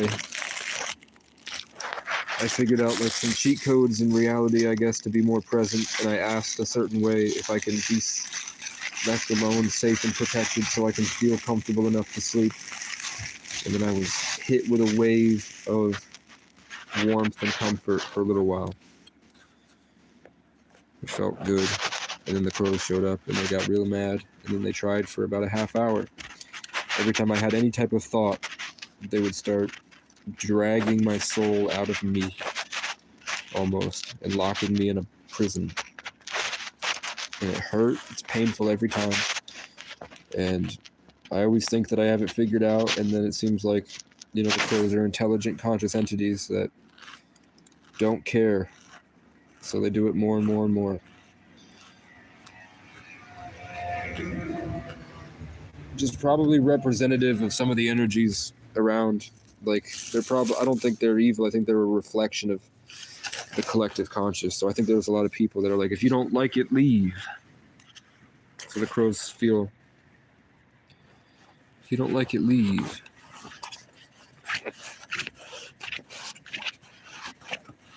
But I'm not saying that these guys aren't all energy vampires. Feels like everywhere I go, everyone's trying to steal all the warmth from everyone. Like, it's a lot of assertive power vacuuming.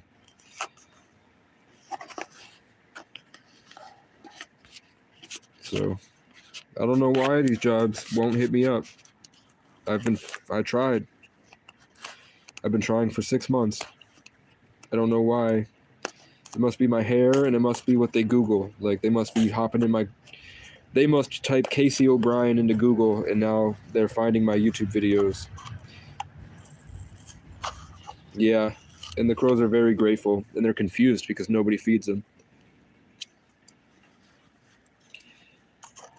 But a lot of times I don't have enough. Like, I woke up this morning and I felt like the birds were calling to me to feed them some bread. Like, I felt like the birds were really asking me. And they were right in the tree line. And it felt like they were speaking to me.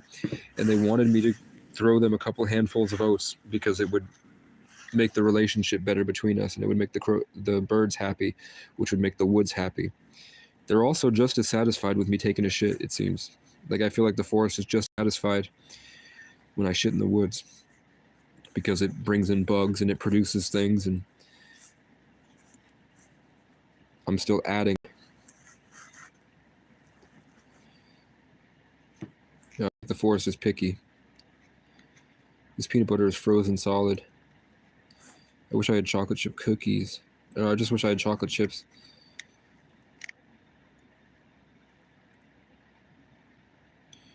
The crows here attack other birds all the time. The crows will...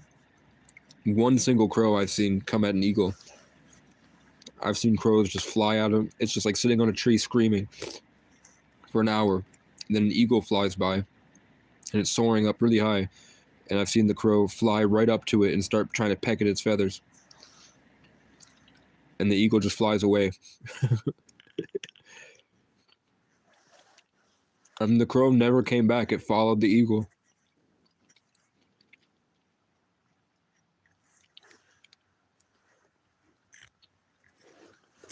I don't think the crows are protecting anything.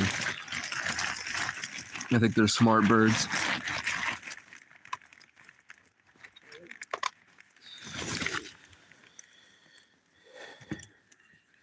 So I think that they might feel alone out there.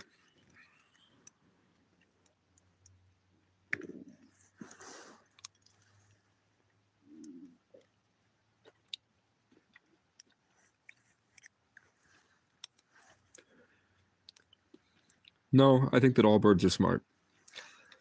I think a robin can solve just as many puzzles as the crow can.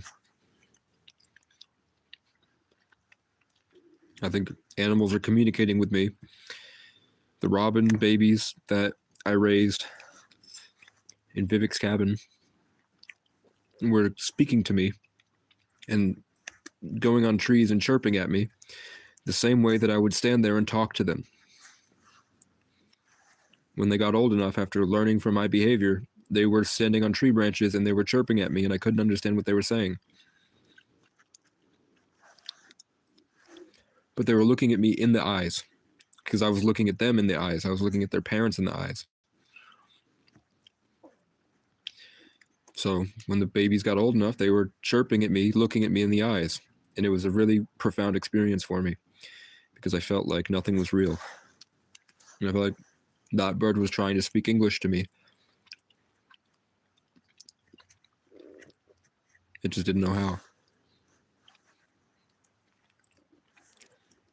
Who's excited for the planetary alignment. That's going to happen on my mother's birthday.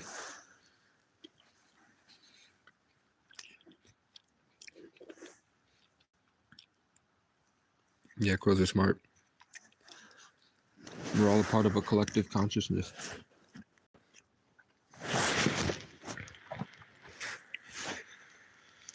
So I think I'm just going to have a jelly sandwich because this peanut butter is being a menace. And it won't answer me. What? What?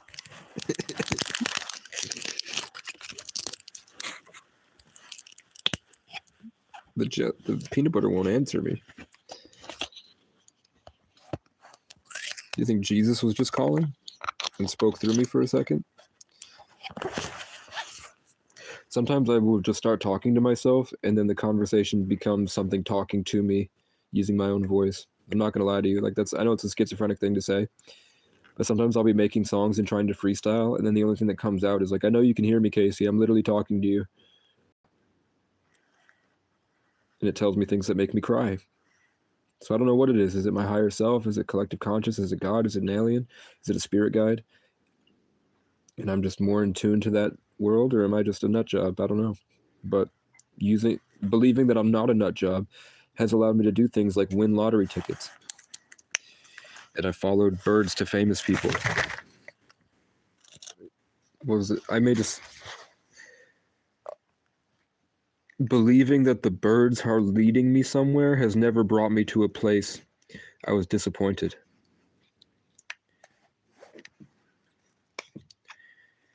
That's an original. It was better written before. But believing the birds are leading me somewhere has never led me astray or led me somewhere I'm disappointed.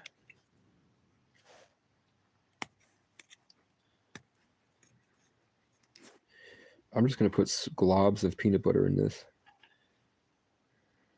That's also a quote by Casey.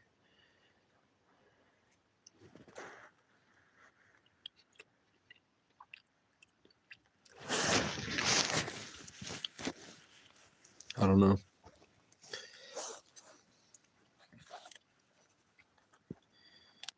I don't know. I don't speak to enough Christians. I don't speak to anybody.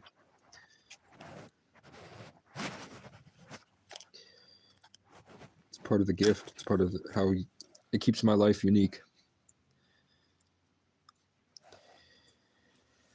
I've been watching all the other Casey's videos. Casey Rocket, Kurt Kaz, Kai Cenat, Kendra Curry.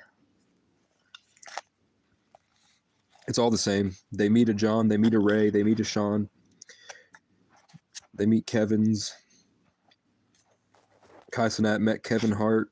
Casey O'Brien was dating a girl that kept talking about how she was on the fence between losing her virginity to me or losing her virginity to a fat incel named Kevin that was at her work, because the fat incel would definitely be more of a potential lifetime partner, and I would probably leave her in a couple months.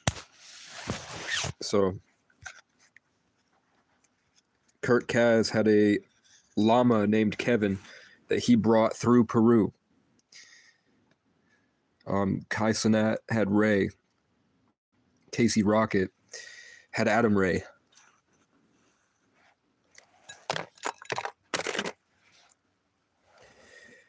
Kendrick Curry, and then they all have Johns, and I had John Michael and John Zerka, Gary Gay III, GG33, and I dealt with the same energy through them. The GG3 and the GG33 were a bunch of weird wimps that were stalking my page all the time and copying my content, but wouldn't speak to me. While I was helping the Johns out with their crack addiction.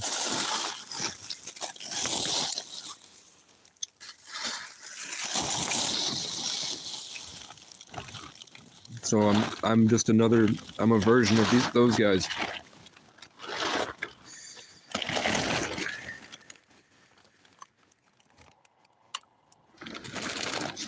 Okay.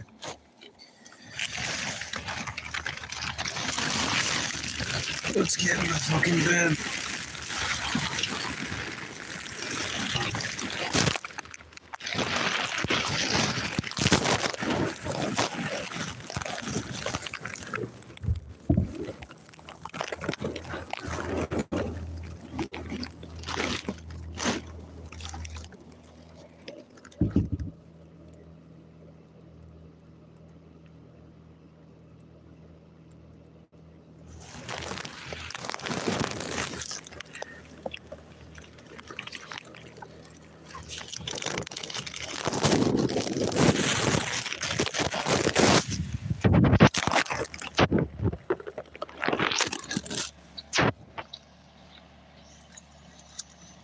Yep.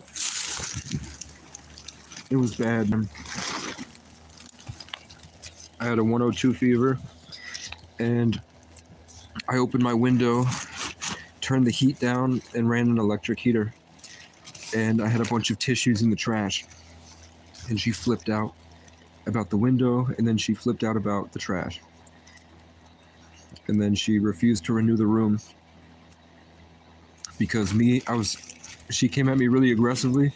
She was like in my face, like aggressively charged words, like she was trying to press me or she was like scolding me like a child.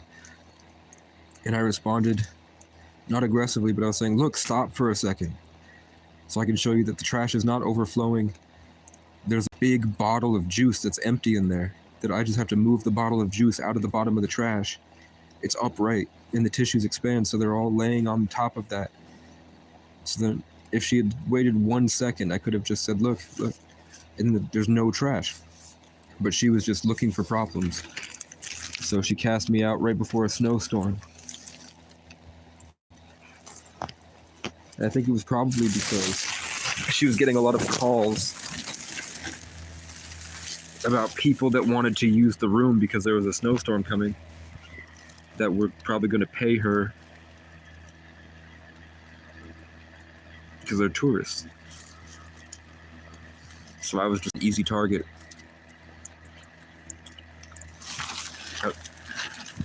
If anybody wants to call her, I'll let you know. You can say, hey, by the way, I was on the phone with Casey, and you did yell at him.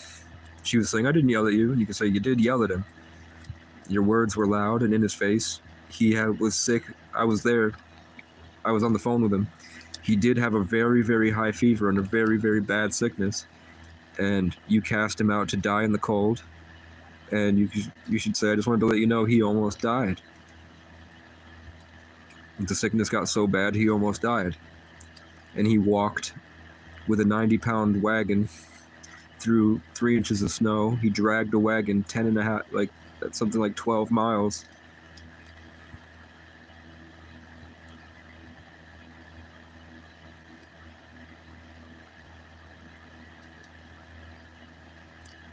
Maybe.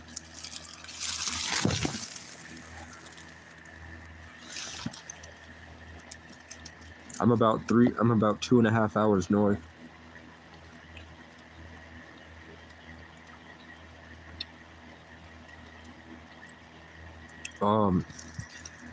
I only got the streams of me talking to her afterwards on the phone. I didn't get I didn't get that moment because I was asleep. I was laying in bed.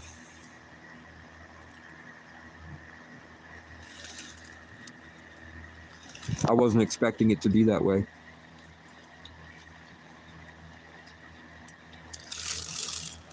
I'm eating a jelly sandwich with globs of peanut butter. And my headphones broke.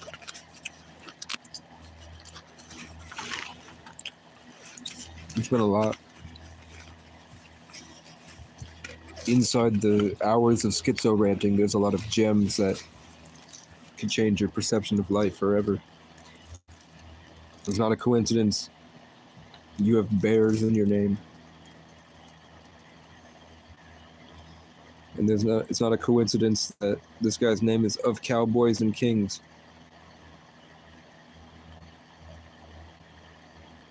Those are themes and motifs of this year. You can go back through tons of my videos and find kings and cowboys and bears. And me explaining why people with the same themes represented in their names in their life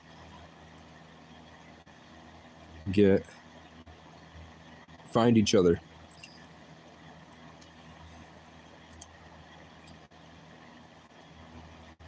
It's just a part of the way that this, whatever this experience is, works.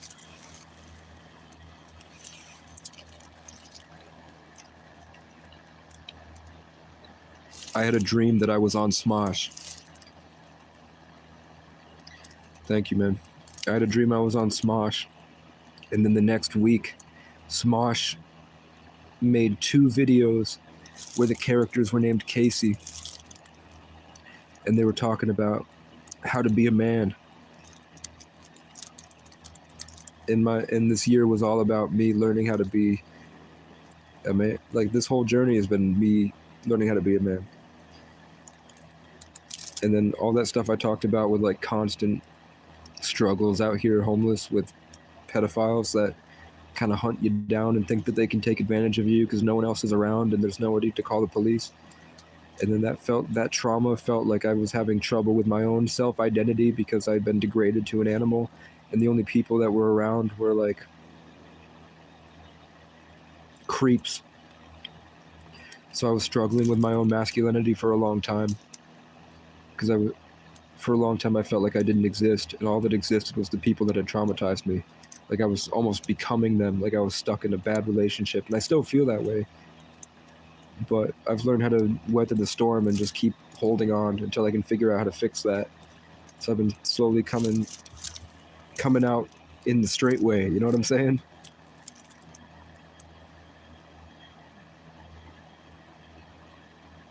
Well, Frank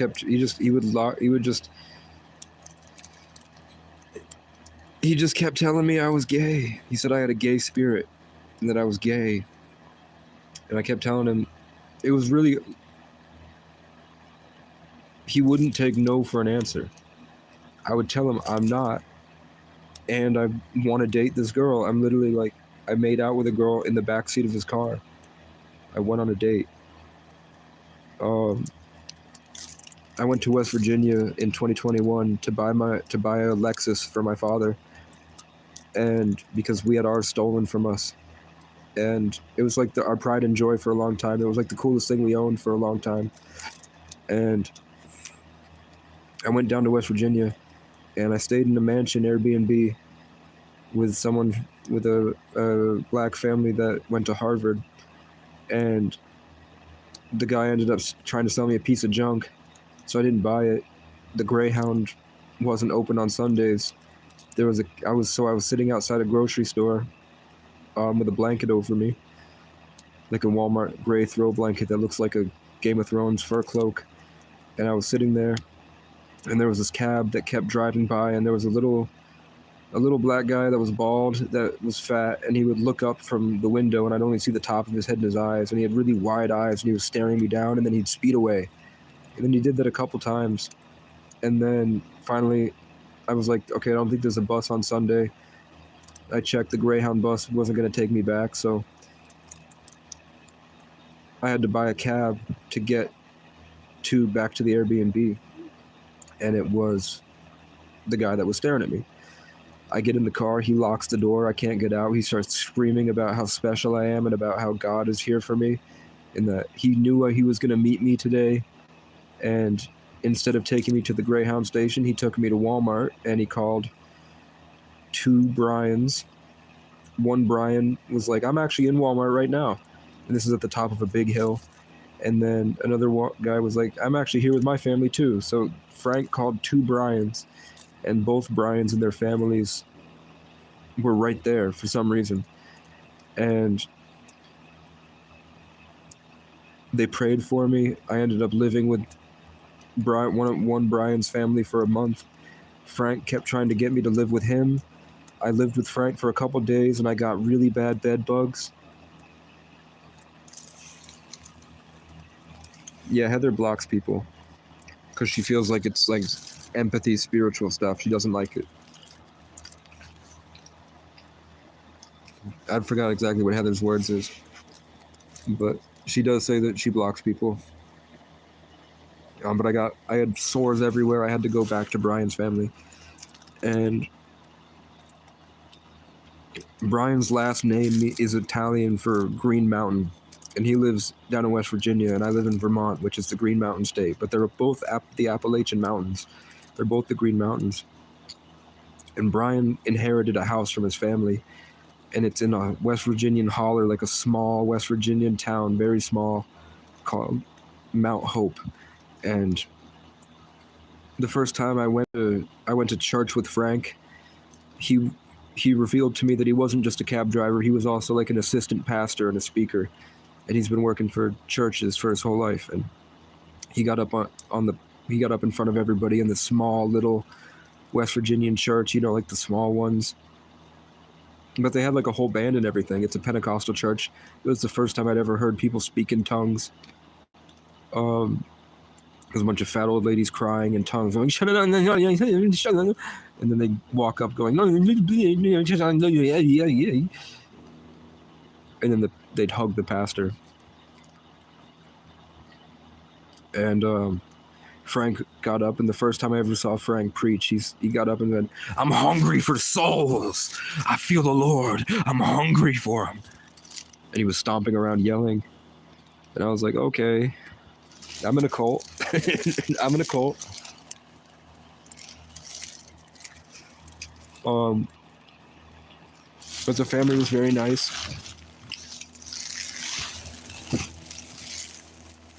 Exactly a week before they met me. Yeah, but that's the South. That's just...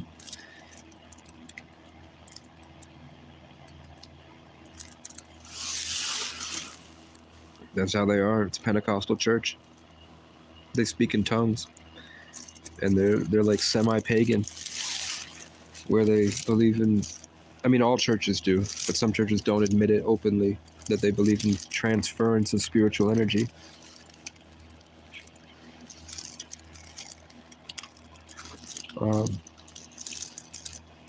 In Jamaica, they do voodoo rituals.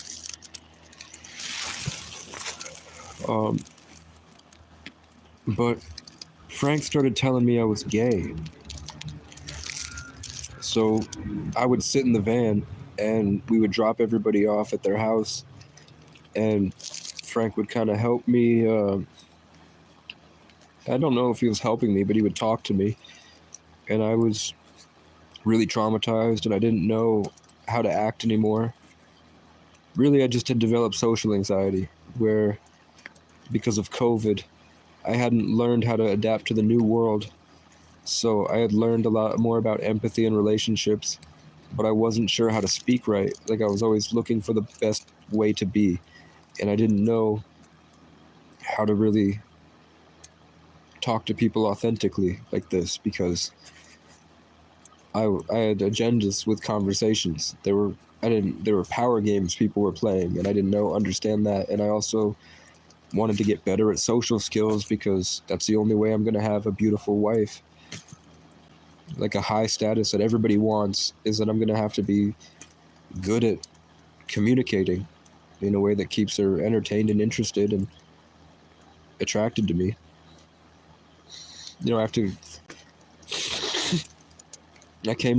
I grew up watching pickup artistry videos on YouTube, Deep Alone in the Mountains. And I would apply that to conversations in school. And that's how I got girlfriends. Just because I was good at making people laugh and leading interactions and creating events. Making memorable experiences that allowed people to feel more comfortable. Not in any weird way like manipulating them, but more like learning better ways to keep people entertained and engaged in conversation in a way that allows them to be more of themselves. Like, most of pickup artistry is learning how to not come across as a creep, because most of the world are creeps. Especially in 2013, before we had TikTok and all this. Back when most people got their education on how to speak to people from their small towns and from movies.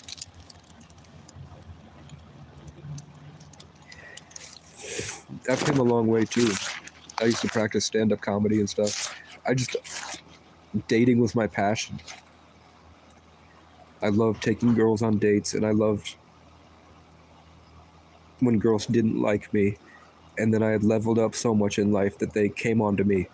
Like girls that had previously rejected me, like in middle school, that because I worked out and I learned social status games and I learned how to conduct myself better, and I did so much more, like being able to provide value and being ambitious, that all the girls that didn't like me came back and wanted me, and I was able to reject them.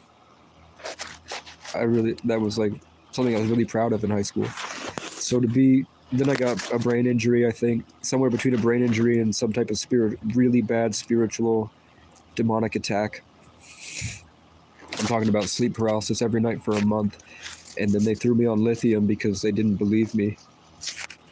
And then the lithium destroyed my mind. And then I was a zombie for months. And then the girl of my dreams that I spent years trying to get with, because I was basically a vegetable, would cheat on me in front of me.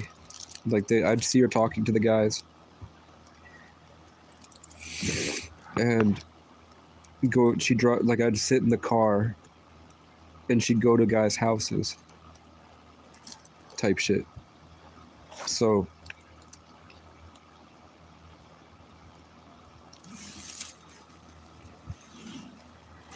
yeah, I had a suicide attempt and they mistook that for bipolar.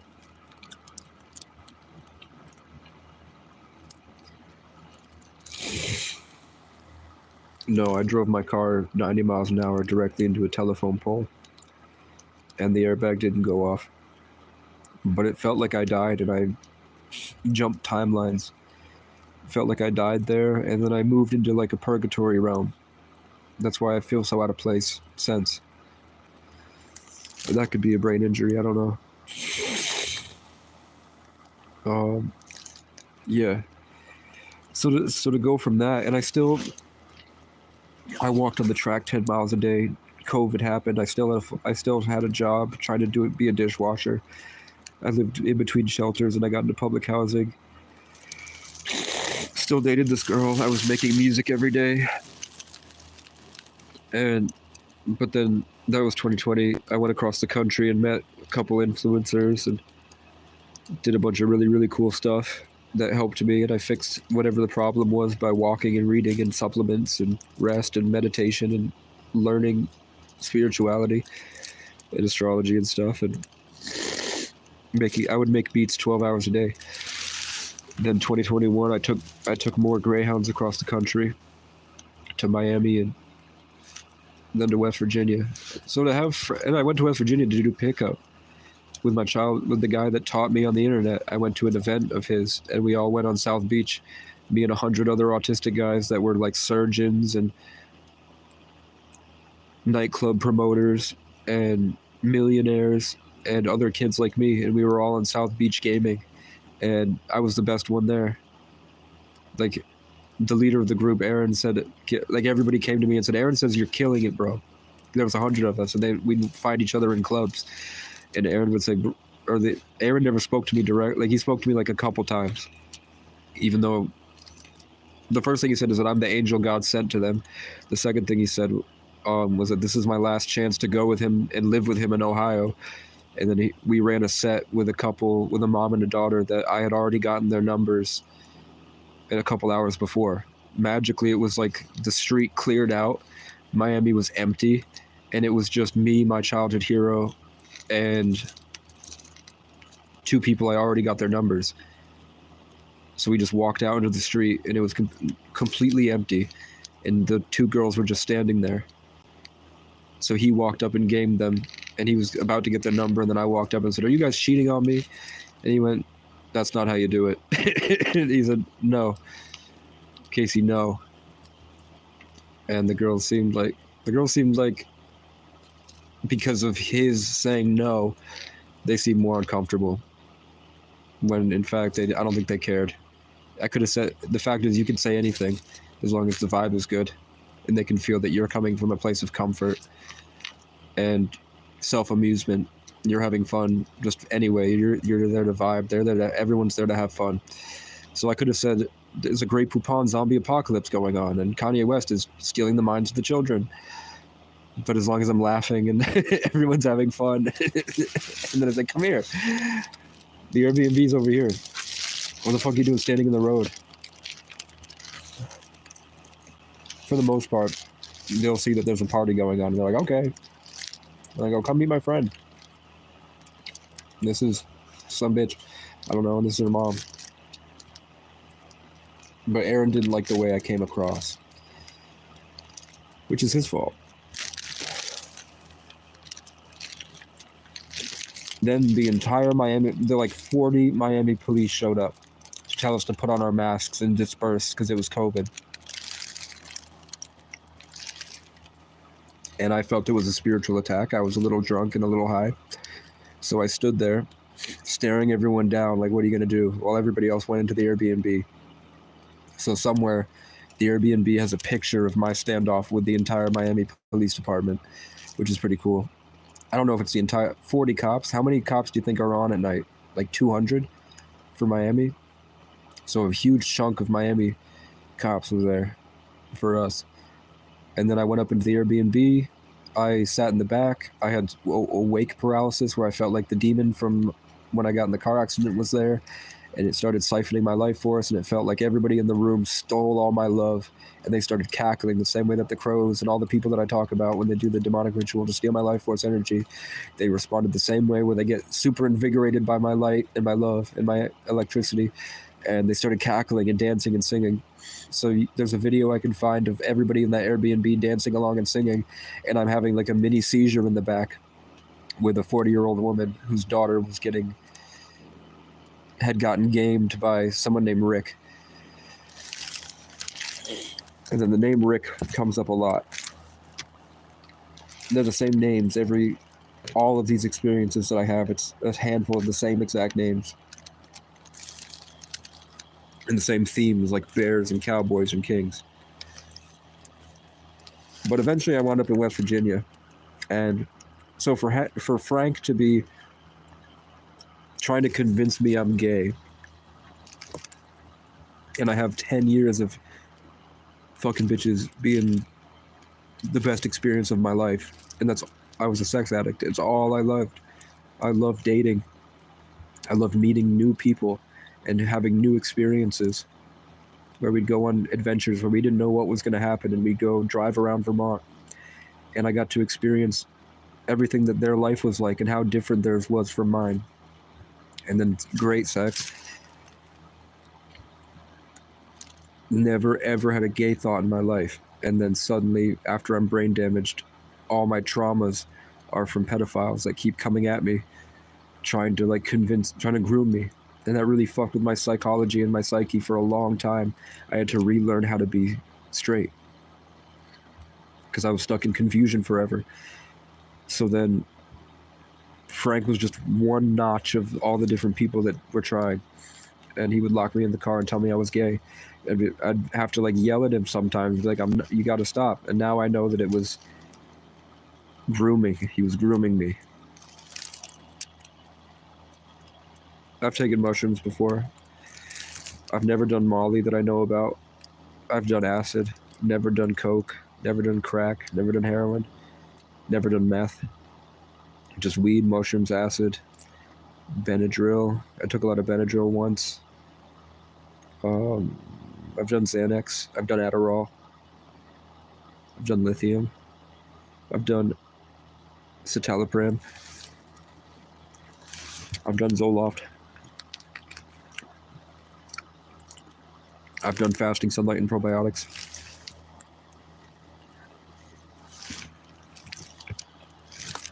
With fasting, sunlight, and probiotics, one hit of weed will get you high for as long as you want, because you know how to keep the chemicals coming.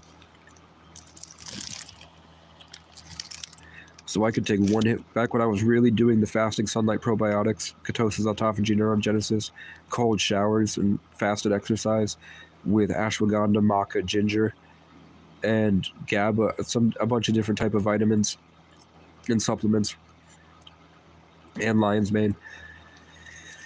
I could take one hit of weed and I could ride that high and be high for as long as I wanted because my body was a factory that produces chemicals, and I just became more conscious of how to do it. So I would sit in the studio and I would just continuously pump myself full of the serotonin and the dopamine with one hit of weed, and then get fully into my nervous system. And that taught me a lot of empathy. I'm not sure how legal weed is. I know it's not as bad as New York. Like, everybody here grows. It's really hard to stop it here. I'm not sure if it's legal or decriminalized. I know there are dispensaries here. There are lots of cannabis dispensaries. So it must be legal. I don't know how much, though. It might just be a certain amount. Like, you and your friends have to walk in one at a time and you have to park in the parking lot next door. That might be the case. So you have to walk in one at a time to buy your certain amount of weed. I don't know.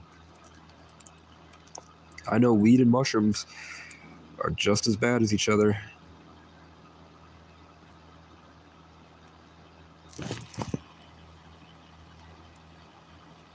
Most supplements and anything you're trying to do, or any drugs, your body needs to be in a certain state, because what the high that you're feeling is the change in your perception, in your senses. So in order for you to like really feel ashwagandha and really feel ginger and really feel like even Viagra, like Blue Chew, you can't have garbage DNA from eating shitty foods and not getting rest and being deficient in a lot of things, and not like sunlight. Like, it's basically like just throwing whatever you can find into a gas engine and hoping the car will go. You have to make sure the car works first before you can start to figure out what different things do for you. So I recommend going back to baseline and just taking like 72 hours no eating.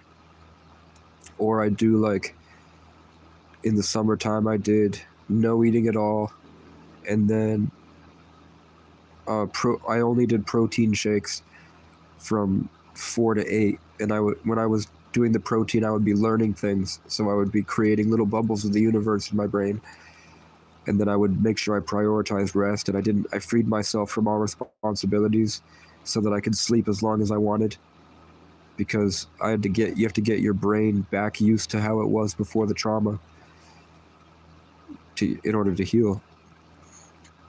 So then I would do that for a long time. I would just fasted exercise, push-ups in the morning, hundreds of push-ups. I'd walk 10 miles on the track. I'd come home. I'd take vitamins. I'd take a men's multivitamin, zinc, boron, B12, B6, and then I'd chug that down with ashwagandha, maca, and protein powder in almond milk with honey. And then I'd have a couple of those at night, and then I just kept going and going and going. And sometimes I would do that for a week straight. And then if I needed a Monster energy drink with no calories, I'd get a Monster. And then I just did that over and over again. And then eventually my skin started to glow. It started to glisten in the sunlight.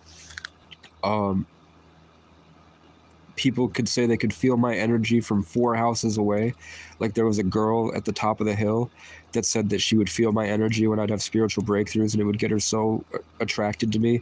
Sometimes she felt like running down the hill to me, and she would spam on my door.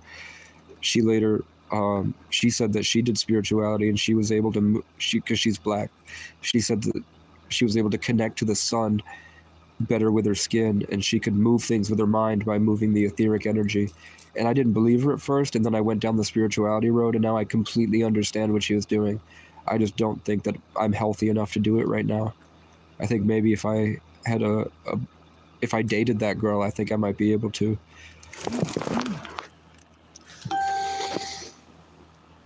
And the only thing is that I didn't understand is that I needed to be outside more. I needed to really have my hands in the dirt. I needed to be away from society and I needed to be out in the woods more than I was. Like, I shouldn't have been sleeping in my bed for as long as I was. I was isolating in my house. What I should have been doing is saving my money and getting a car, and then I should have taken long camping trips, because as I'm healing, I wish that I had learned earlier how to connect to the forest.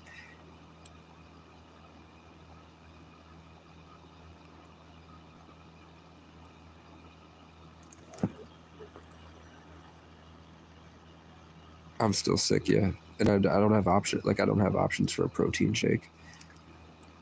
I ate as much healthy stuff as I could when I was in there. Somebody's here.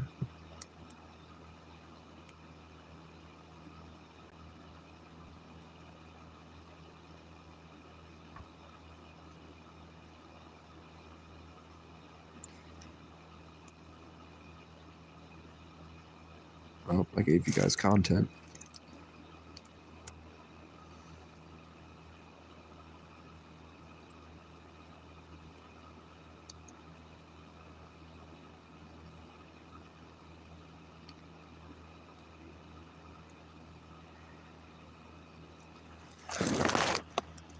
I'm gonna have to go. Make sure to like, comment, subscribe. Discord and Cash App are in my channel description. I gotta go. If the cops show up, I will start live streaming again, but I need to be quiet.